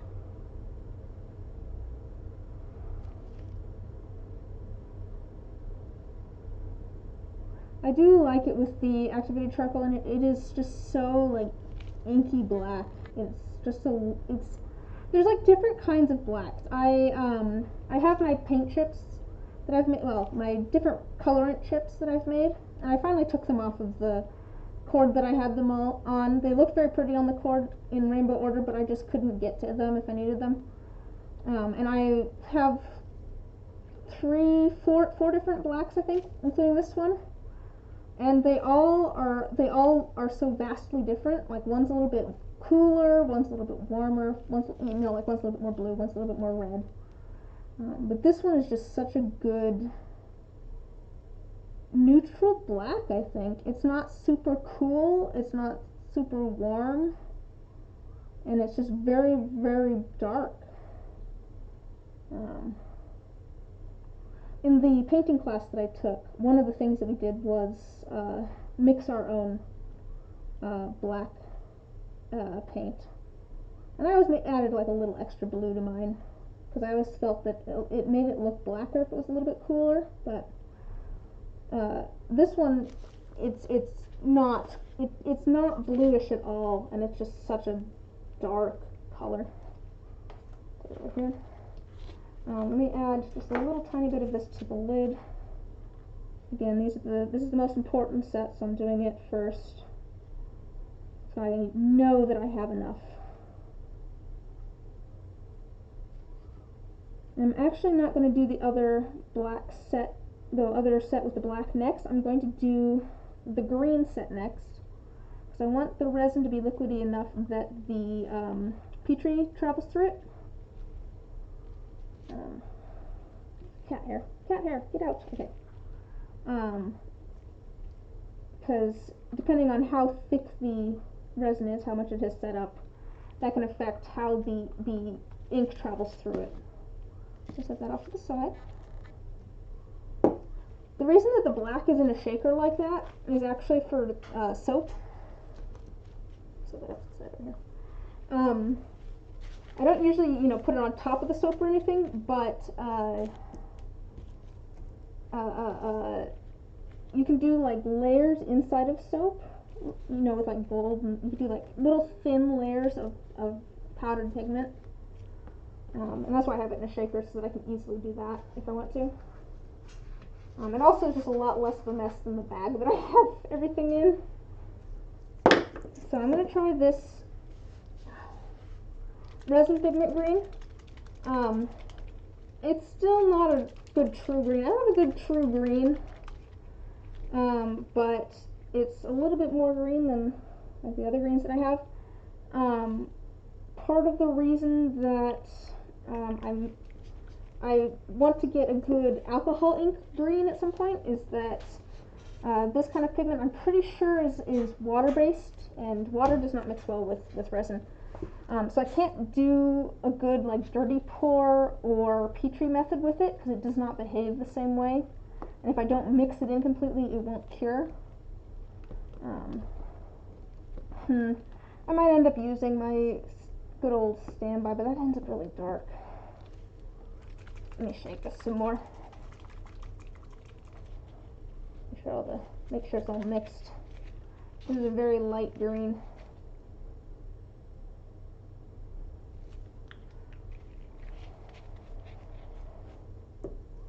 But if it doesn't get any darker, I'll go back to my old standby of doing 1 drop of the rainforest green and 3 drops of the yellow. Yeah, that's not bad, but I think we're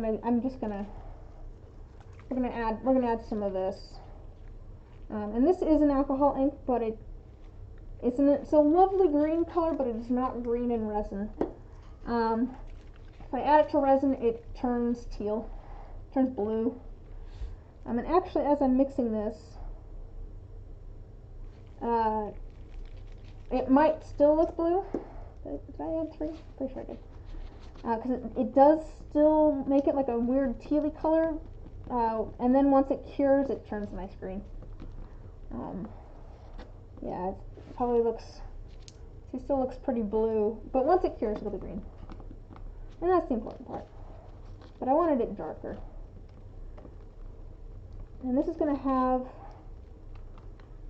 the gold tinsel in it, and then I'm going to do like a black and orange Petri through it. So I want something that's just kind of a little bit more dark and gritty. That's kind of the vibe I'm going for here. It's a little bit more. I really should have put the tinsel in before I did this, but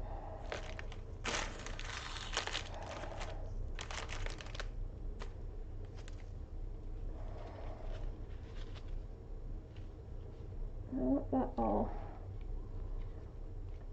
Yeah. Let me make sure that that's all tucked in, because I don't want to have to try and sand off pieces of tinsel. That'd be somewhat annoying. There's some in the D20. And I'm going to set that on here so that we're all set to go when I'm ready to pour. Oh, this is a long piece of tinsel. Okay, well that works.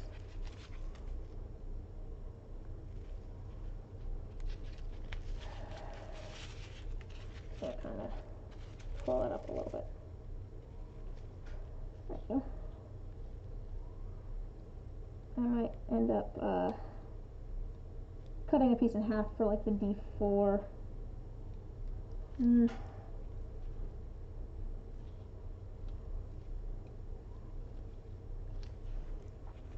Speaking of the D4, here it is. I need a smaller piece for that. The D4, it's kind of interesting when making dice. I feel like the D4 is like so much smaller. Oh, gotta head out and sleep. Yeah, have a good night, folks, and thanks for stopping by. It's good chatting with you.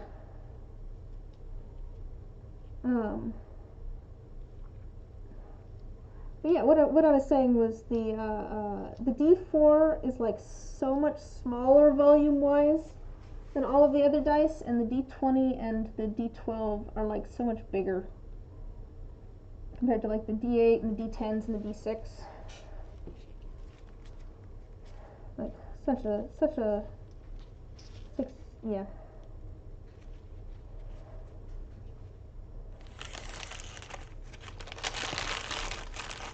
Come on. Alright. Oops, I just dropped a piece into the green, but that's okay. Not a bad place for it to be.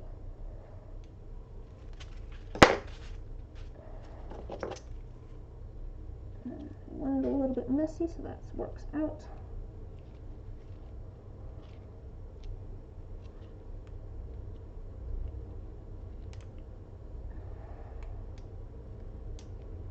Alright. There's the D12. D6.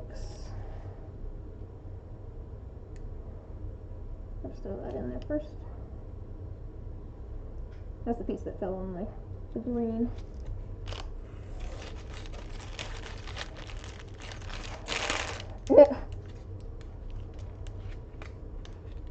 Our resident lore master. Lord Osmosis, powerful birthday lesbian, reign supreme. Glad that you're hanging out. You working on any fun projects at the moment, Jen? Doing any more commissions or working on character things or DM things? I'm always down for lore and stuff.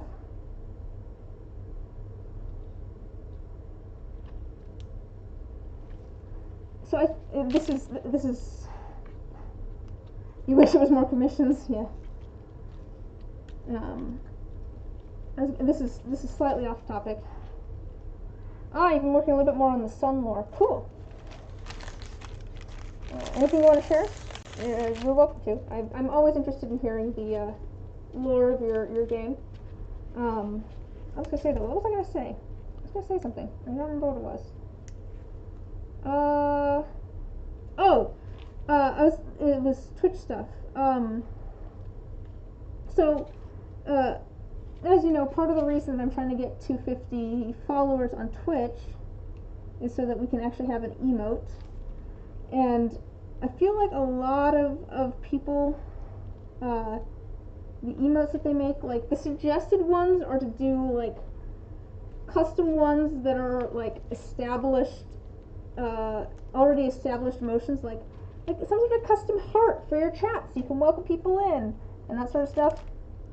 And obviously I'm not doing that, since if we get to 50 followers, the emote that I'm going to do is an emote of my face looking stupid. It adds character. And I think it would be good to have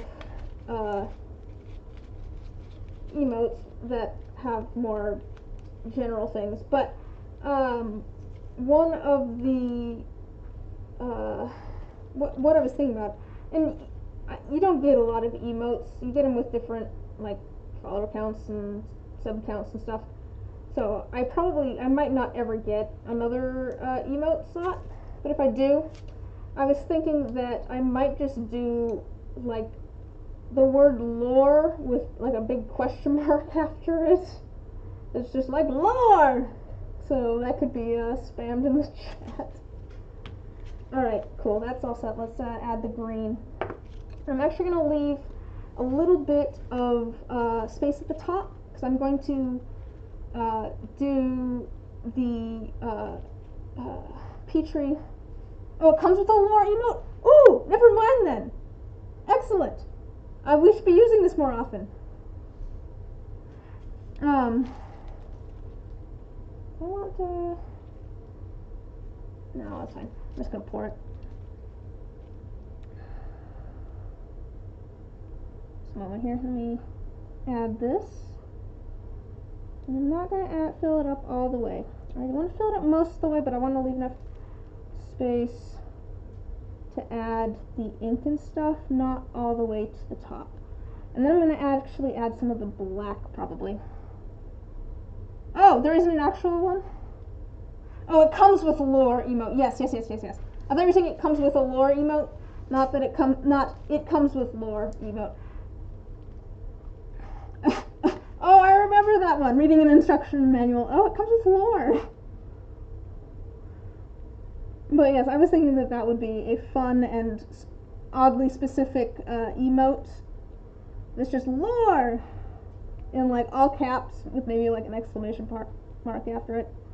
If I ever get another emote slot unlocked, instead of going the route that is probably more mainstream because it's probably more useful, but I'd rather have fun, I guess. I'd rather have a niche crowd that's having fun, I suppose, than be super mainstream.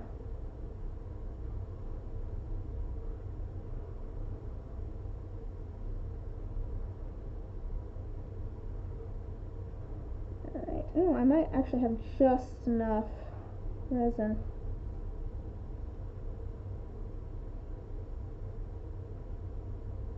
It's good that I decided to not fill them up all the way.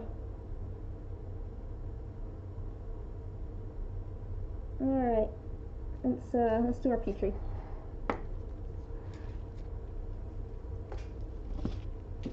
And those are actually going to be with black. Alright, so my plan is to do like black and orange. I want it to be, like I said, kind of muddy and weird, I guess. Because the orange and the green are going to kind of turn brown, but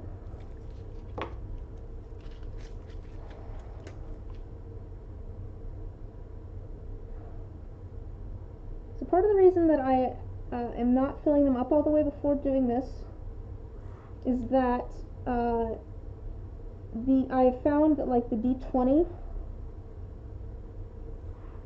it has difficulty. It's such a small opening for such a large die that quite often it just, oh man, this black just gets everywhere, and I don't. It's like it like leaks everywhere, and I don't know why. Put that away. Put another orange in these. Oops, I didn't mean to do another one on the D4. Okay, I think that's enough ink, apart from the white, and then I am going to add white.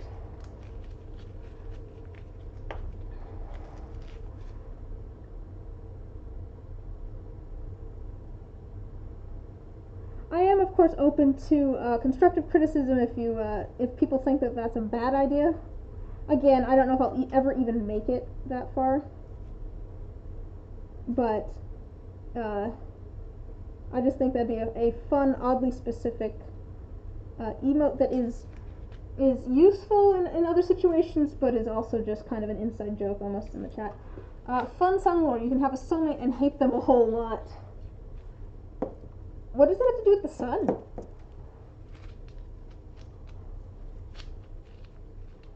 It's fun lore, but what does it have to do with the sun?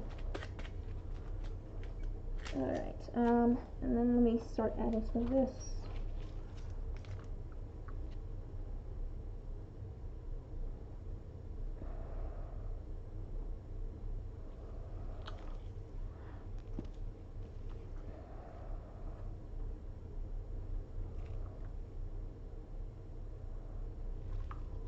Alright, let me... The sun has a frequent supply of hatred soulmates. Oh boy. I hope this isn't going to mess up the...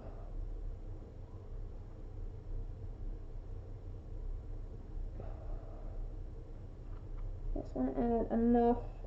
I'm just trying to gently layer this on top so that I don't, like, end up with it falling too far into the other resin, because I do want that other... I want the ink to fall, not this black resin. Ooh, I don't want I don't want all that in there.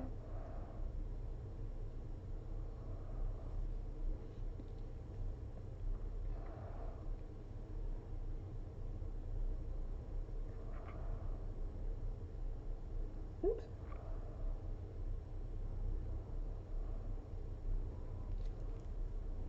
That looks really cool on top. I don't know if you can... I'll show you in just a moment. Here, let me see if... I always... The peaches, like the alcohol ink always looks really cool on top if you can see the orange and stuff there. It just kind of makes fun designs. Alright. Let me add a little bit of black to these and I'll read your lore statement. Let's see. Your soul is the summary of your experiences, and the sun is usually a universal, primal feelings, being a god of, sun is usually a universally, primal feelings, being a god of absolute feral energy. Okay, that makes sense. So it's something that a lot of people can kind of relate to, I suppose. Alright, I'm actually going to grab a pipette for this black for these ones, because I just want it on the bottom, and I don't want it to mix too much. What's that? That's something. Over here.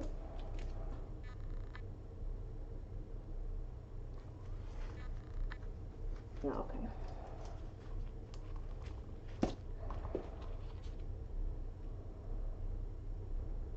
Oh, good. Okay. I worried for a second there that I just put black on the this D20 face, but I didn't. We're good. We're good. We're okay. All right. Let me grab a pipette for the black.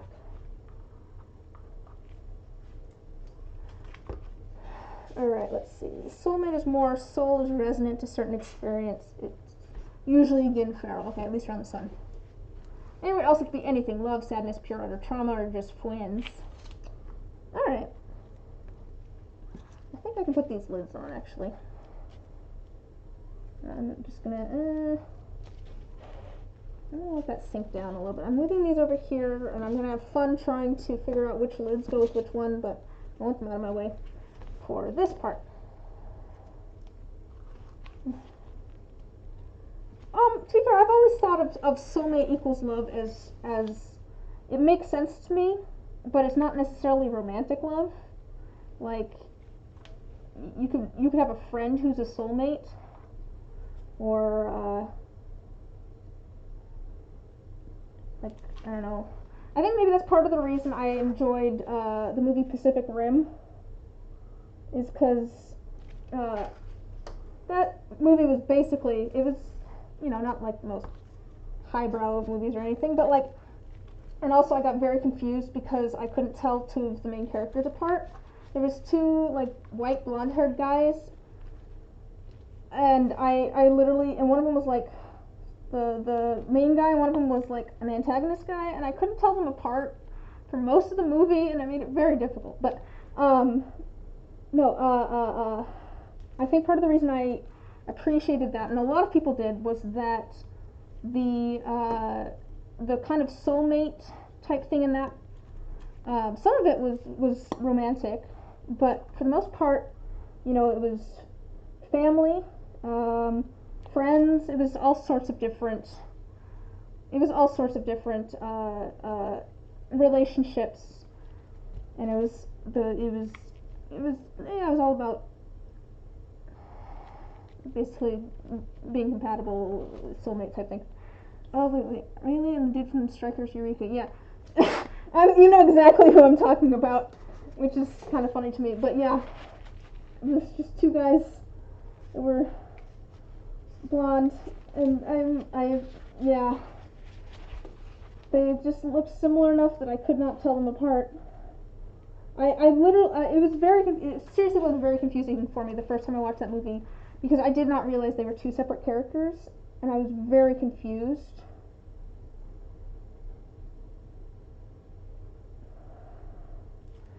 Again, I have terrible object permanence, and it kind of bleeds a little bit into some sort of face blindness. Like, if I don't see someone, I don't necessarily remember what they look like. And so if they weren't on screen at the same time, I'm like, yes, that is the same person.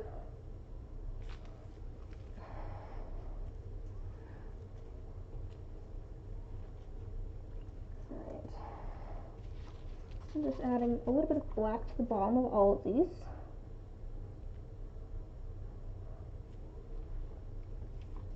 Okay. Hopefully I'm adding enough, but I can add a little bit more if I need to.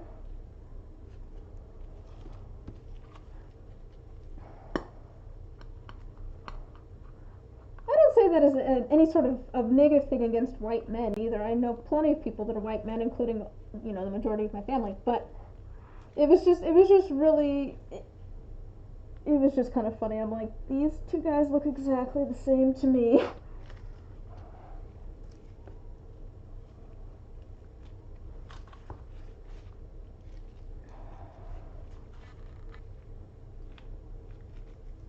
Oh, the generic energy in action movie. Yes, that's true. That's true.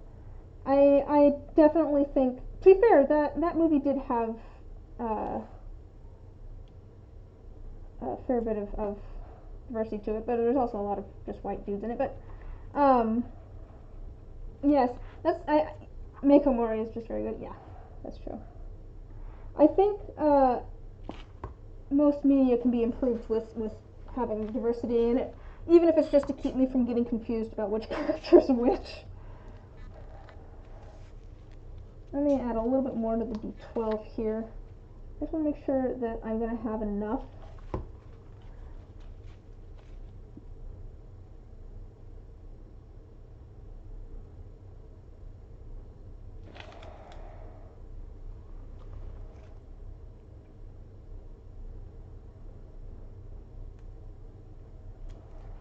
Because I have a bit left in here.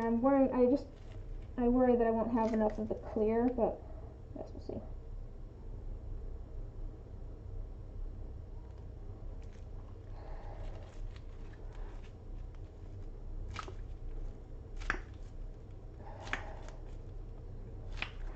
also of the mind that no piece of media owes anyone any particular type of representation.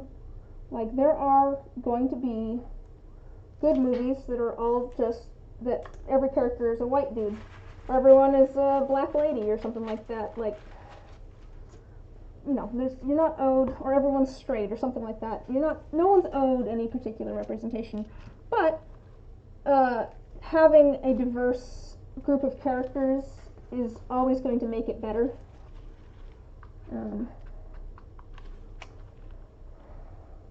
If that makes sense. Like, people are under no obligation to put anything into a piece of media, but media can always be improved by having a diverse cast of characters.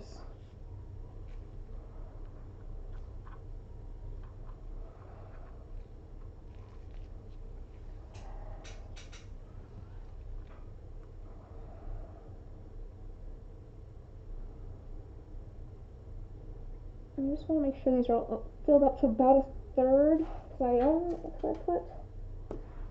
I just want to make sure that I'm going to have enough to clear. I think I will.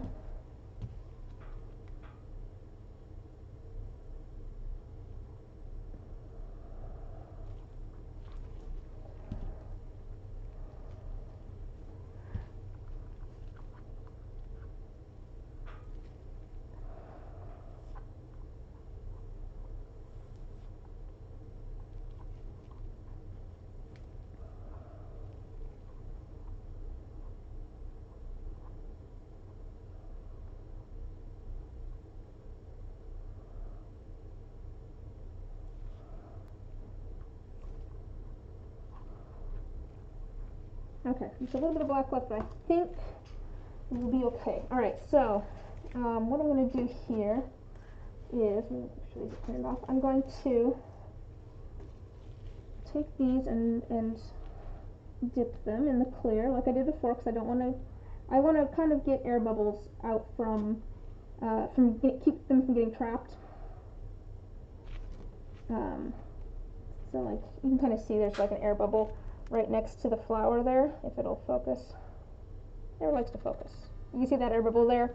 That's why I'm sticking it in here first instead of just pouring resin over these, is because then I can try and get some of those air bubbles and stuff to not be there and have resin there instead.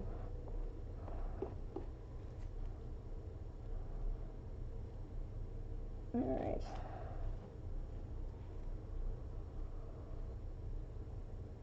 And I'm just going to kind of stick these in here so they're kind of half sticking out of the black, is my plan.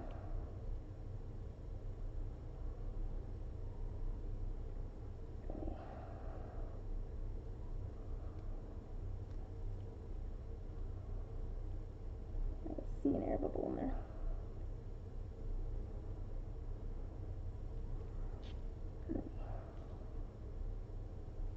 And I'll put that last little bit of clear at the top. I'm gonna put the lids on these so that I can set these on top if I need to.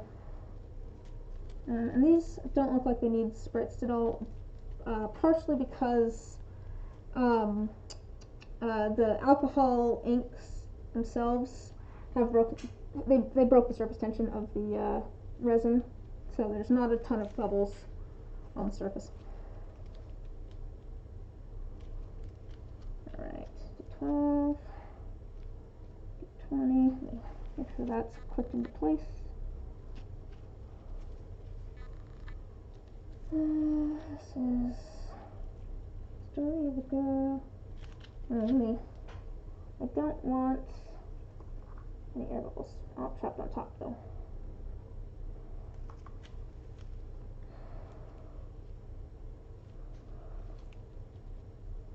Alright.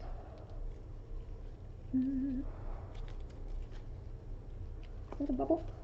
Is that a bubble? It is a bubble. Oh, I think we got it.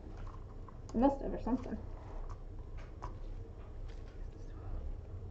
It might be part of the tinsel sticking up. I'm not sure. And I don't want to press down on these too hard, but I do want to make sure that they're in the right spot. Because if I press down too hard on them, it'll shove some of the resin out, which is not what we want. We want to have enough so that when I put it in the pressure pot, it fills in. But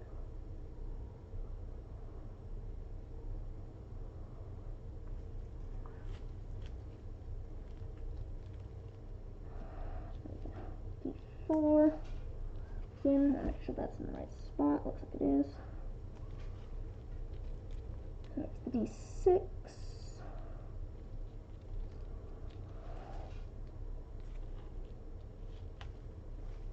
And then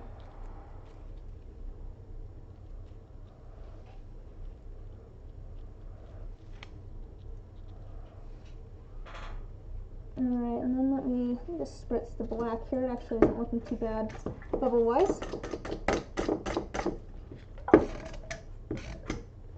Pop some of those by hand. Oh, it already popped. Alright, and put this on. Actually, there's quite a few bubbles here, but they're just very small. It should be okay, actually. I think part of that might be caused by the activated charcoal powder. I don't know. It just seems like it might be. Alrighty, let's put this on. Ah! Put that on. There. Alright, and then we can actually start stacking these on top. That'll make it easier.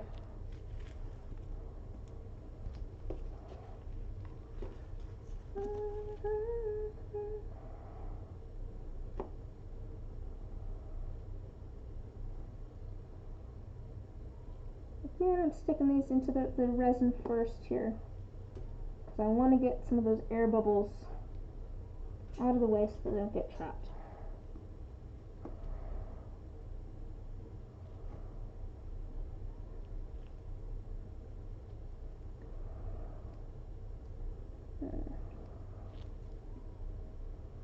They just kind of get caught in the folds and stuff.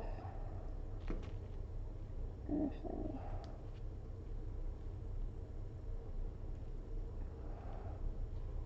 I'm gonna get some of the air bubbles out. Come on, get out.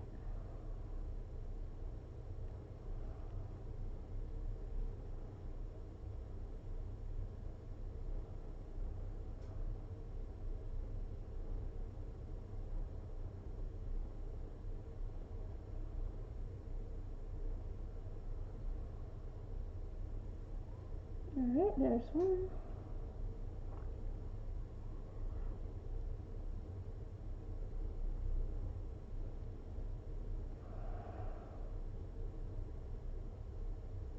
Let's get some of those air bubbles off. Come on.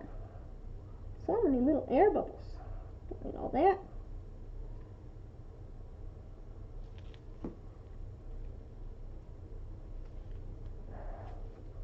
Cat hair.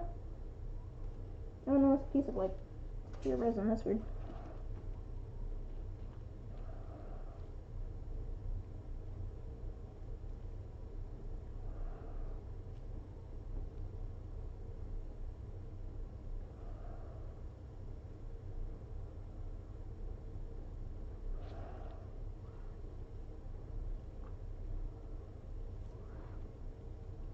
Okay, I'm not going to fill that one up all the way yet, because I want to have this deep enough to be able to shove the other things in, if that makes sense. Oh, hello! Welcome. First of all, Jenya Pickles. It takes about 24 hours for it to cure. I can usually pull them out of the molds, 3 or 4 hours before that. And I usually don't sand them until they've been curing for about 48 hours, because that's when it is finally at its hardest. Even after 24 hours, it's kind of a soft cure. But 24 hours for the most part. That's kind of the point where I'm comfortable messing around with them. But no, if I start trying to like sand them before 48 hours, they don't sand very well.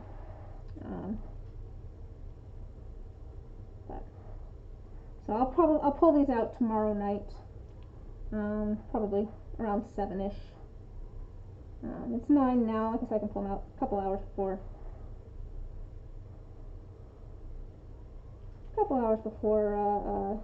It's been 24 hours, but yeah, about 24 hours. There's different kinds of resin. I think some of it will cure after about 12. Some 2 parts. And there's UV resin, which you can cure immediately with UV light. But that's good for some things. It's not necessarily good for the kind of stuff that I do. Also, I think it's more expensive. Yes, hello. Oh, I'm glad it's relaxing. I mostly just tend to ramble a lot here, so I'm never sure, but glad you could join us. Don't be afraid to chat if you want to, but I completely understand just wanting to lurk and hang out. I tend to watch like YouTube videos while I'm working on things as opposed to streamers, because I can't shut up, so I have to like type and chat. I have to like interact with people if I'm watching a stream, and that's not always the best if I'm if I need to work on something too. But I'm glad that you're enjoying it. I'm never sure what people like. I guess people probably come like watching streams for different things. I like it because it's like a social thing for me. And so I'm like, people like to come hang out and watch because they like the arts and crafts, or do they want to like chat? So I'm always curious about that sort of stuff for other people too, because I do like seeing what people are working on, but it's also just about the chatting for me.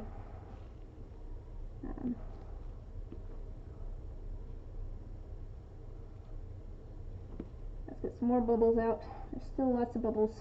You can see some of them are rising to the surface here. If I can get it to focus. Yeah, you can see they're kind of rising to the surface there, because they were mostly. You like crafts and talking about wizards? I like hearing about wizards, so it works out. Our resident lore master. Let's see if I can shove that over onto that side.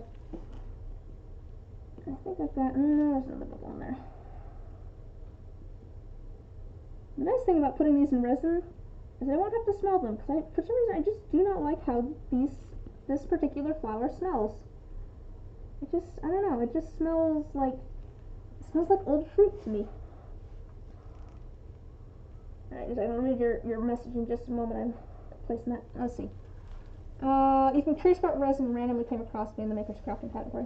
That's fair. I will sometimes just browse the Makers and Crafting category and be like, what are people working on? Especially if it's a craft that like I do I do enjoy. Like I like watching other people do resin or painting or that sort of stuff that I am somewhat familiar with. Because again, I think of it as kind of a social thing, so I like being like comparing notes. But that's cool. I'm glad you could come hang out. I'm actually this is not a request or anything, but I'm working on getting to 50 followers at the moment. And I am planning to do a giveaway once I get there. So not necessarily dice. I know not everybody wants dice, but you know, I'll probably make. My plan is to make a set of dice on stream, and then give that away unless the person that wins doesn't want dice, in which case maybe I'll make a piece of jewelry or something. But what sort of stuff are you thinking of making with resin? Because it's definitely a fun medium to work with, but there's lots of different things you can do with it. So I'm curious. I feel like a lot of people have started doing dice recently, which is fun, which is what I'm doing right now. But you know, you can do jewelry. I was thinking of trying to do phone cases maybe at some point. I've been trying to think of more ideas of things to do with resin because it's definitely, I enjoy working with it.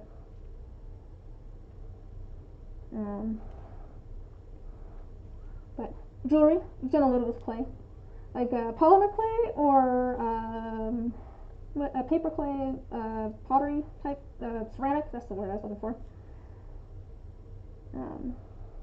Because that's cool.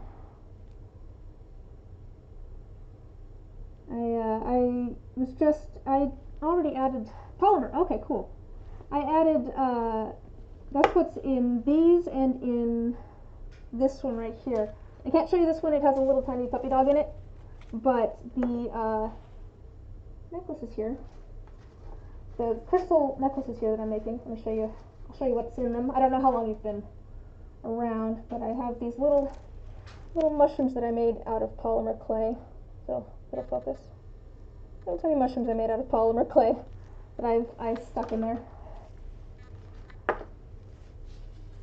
So yeah, you can definitely do stuff with both too, which is fun. Kind of mix the two.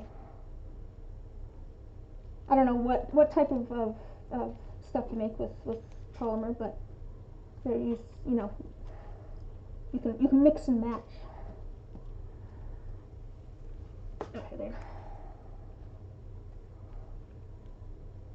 I don't know. The fun thing for, you've been around for quite a while. Oh, okay. Oh, okay. Okay.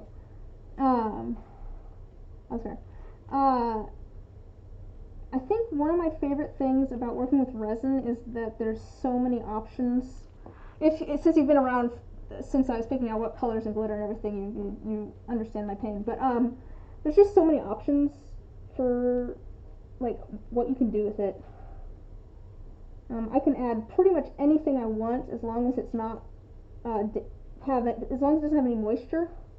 Water does not mix with resin, but pretty much anything else. Like I've put cinnamon, I've put ground chili peppers.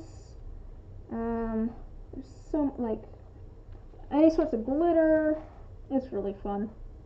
So yeah, if you're thinking of doing resin, it's definitely fun. You know, there's some safety precautions. Obviously, I'm wearing a respirator and gloves. That's the big thing. So it does put off fumes.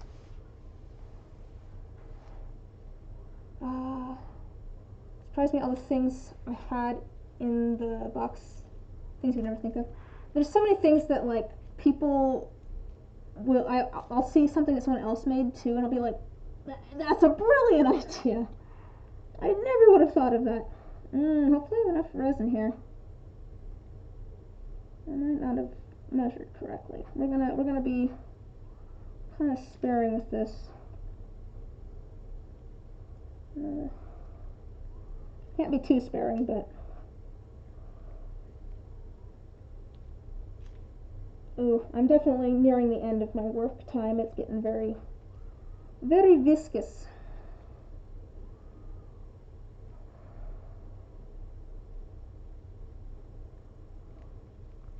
I think part of the reason I enjoy working with resin too is because I like making messes, and it's definitely a messy craft. Yeah, in the box. Okay.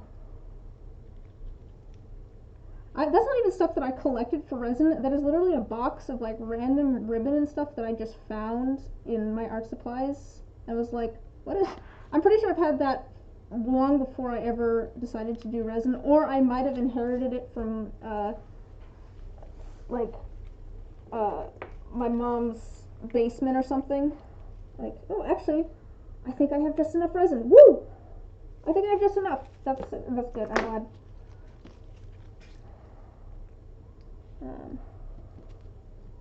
I'm putting a little bit on the lids here. I have a pressure pot, which is works wonders for making castings that are crystal clear, because it pressurizes the resin so that all the little tiny bubbles in it they get squished down until you can't see them anymore. You have a drawer of literally the same stuff. Yeah. I am a hoarder by trade, I guess. I have so much random crap in my house that I've just been like, I could do something with this. I have some bigger pieces of stuff that I have sitting in the room with the water heaters. Like, maybe I'll make a sculpture someday. And it's a problem. It's really a problem.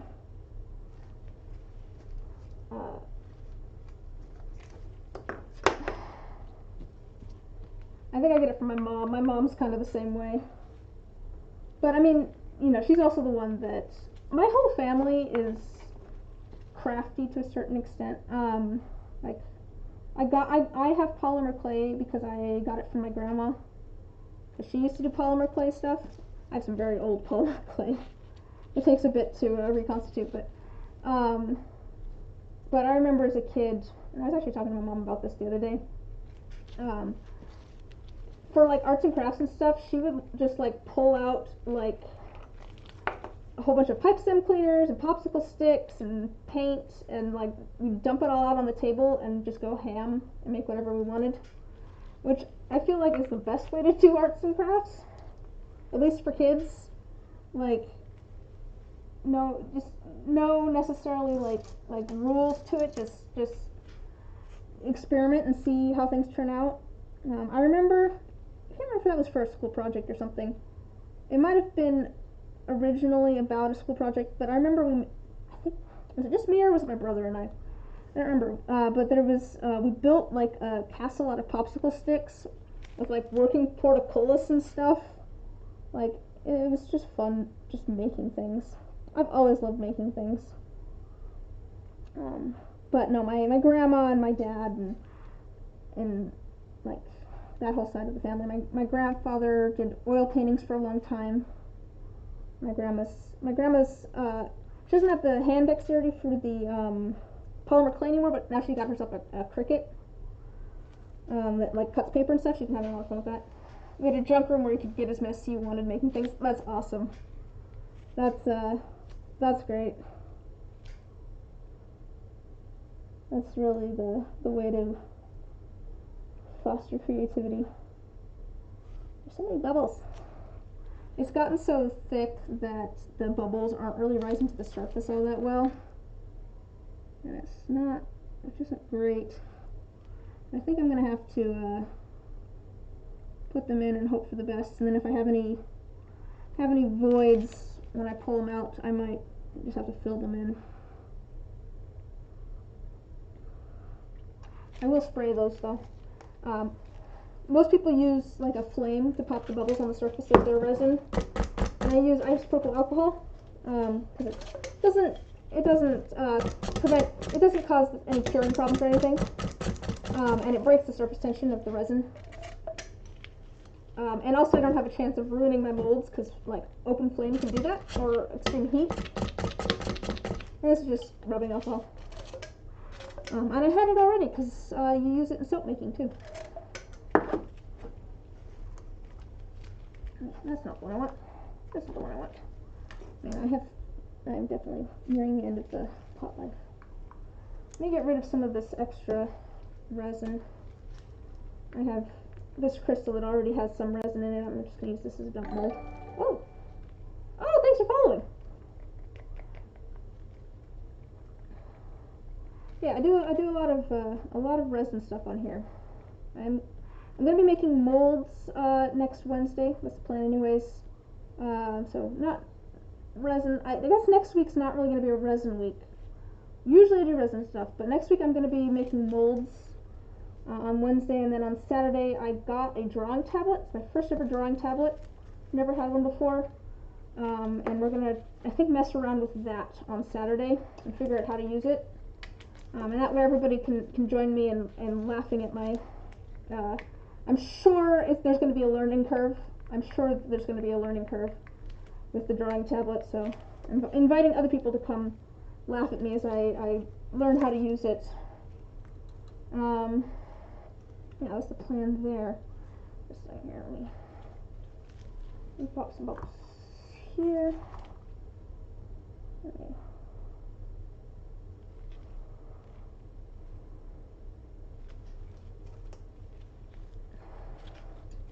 Let me just put this on before I... Oh, not the puppy fell over, but I think it'll be okay. Let me see if I can stand this puppy back upright.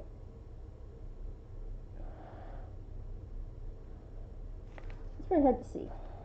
I think I got it.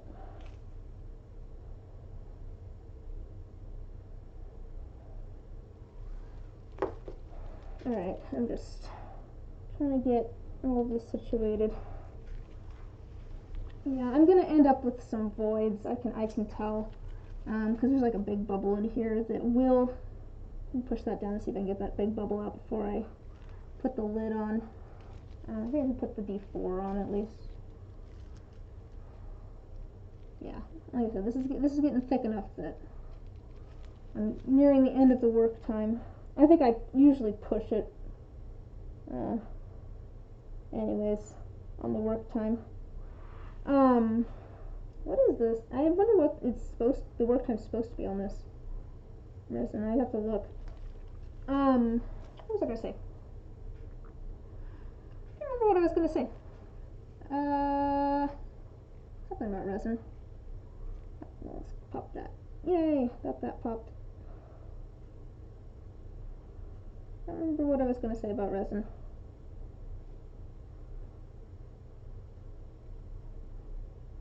Oh, I was gonna say there depending on what you want to do with resin, there is kind of two different options. What I'm using is two-part resin, so I have part A and a part B, or the resin and the hardener, and I mix those together, and it sets up. But there's also UV resin, which I did mention earlier, but not in detail, which you can cure immediately.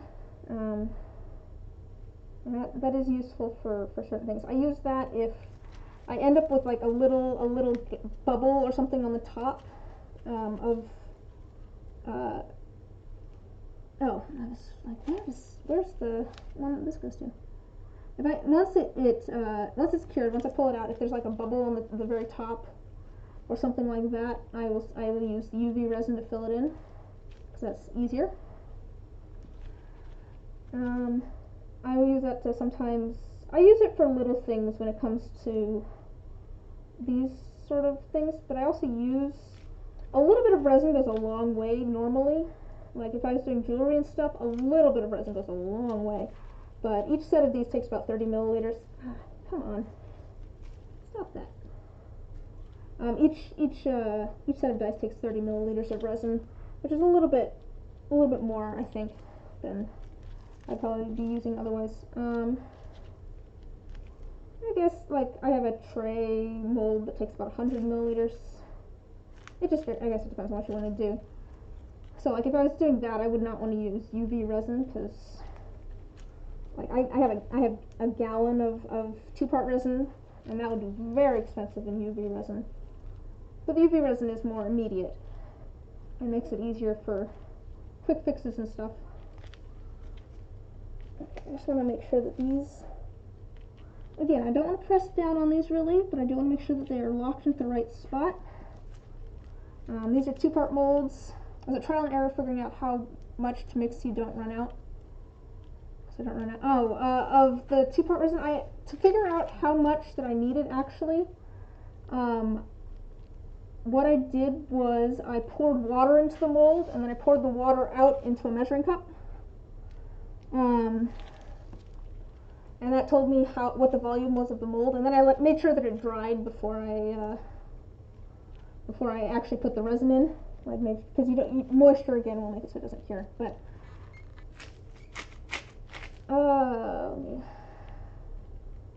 put this one down because I want to kind of jam these in here so that they will stay upright.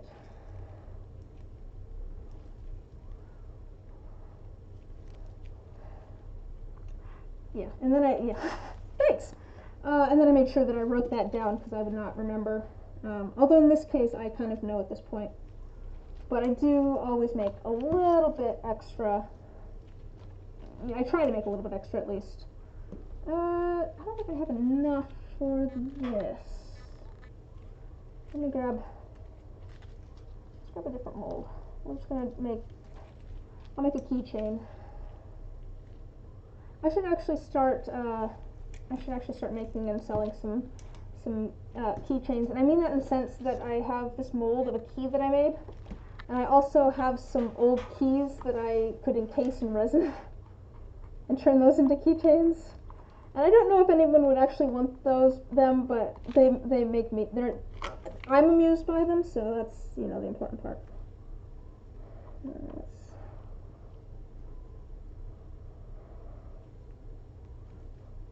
Yeah, I need to get this in the brush pot.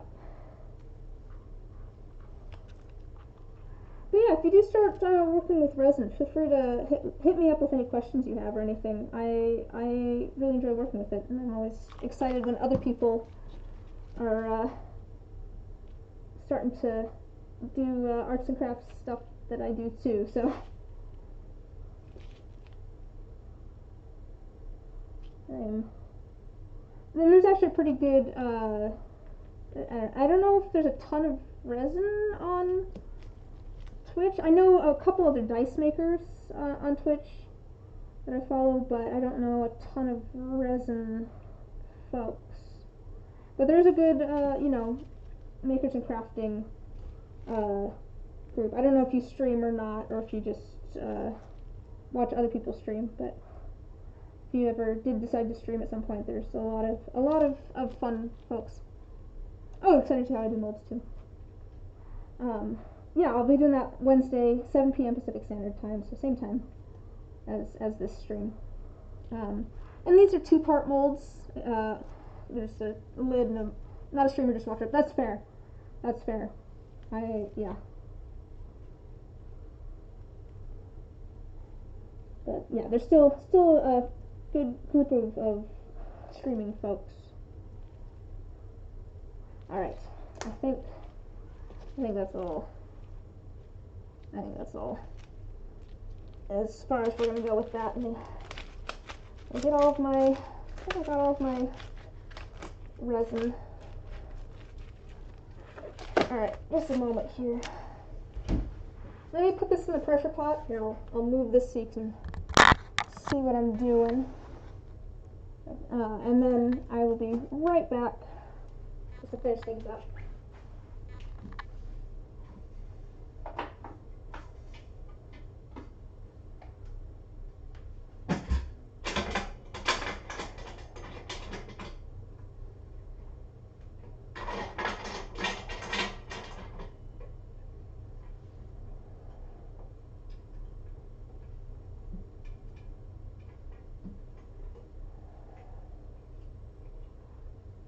And I'm making sure to tighten across from each other, just like you would screws or something, so they don't end up with any uneven.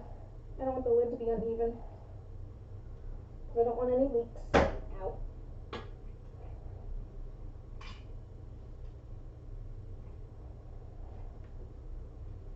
And I want this to be on as tight as possible. Alright.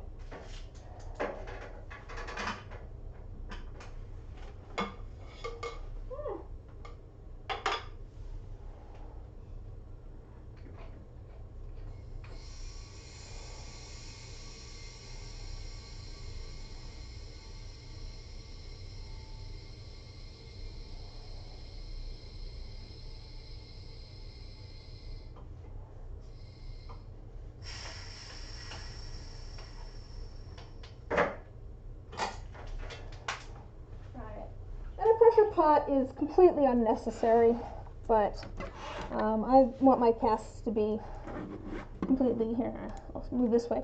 I want my casts to be completely clear. And there's ways to minimize bubbles and stuff without the pressure pot, but also just for the dice. I feel like it's good to have, you know, you don't want bubbles in it so that they're weighted properly and stuff.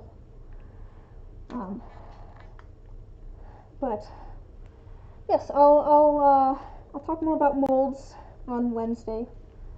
Was there something else I was going to talk about? Can't remember.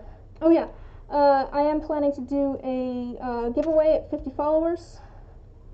Still figuring out how I'm going to do that. I'll do it in some sort of stream, but that is hopefully coming up. What am I at? Where am I at? 43. So we 7 more. I need 7 more, and then I'll be doing a giveaway of a set of dice that we make in the stream, or if the person who wins doesn't want dice, probably some sort of custom jewelry, some sort of pendant. But I think that's everything for tonight. I will pull those out tomorrow, probably post pictures on somewhere. But yeah, unless anybody has any questions before I head off, I think that's everything for the night. All right. Well, have a good night. Thanks for stopping by. It's good to meet you, Pickles. So I will see y'all later. Bye.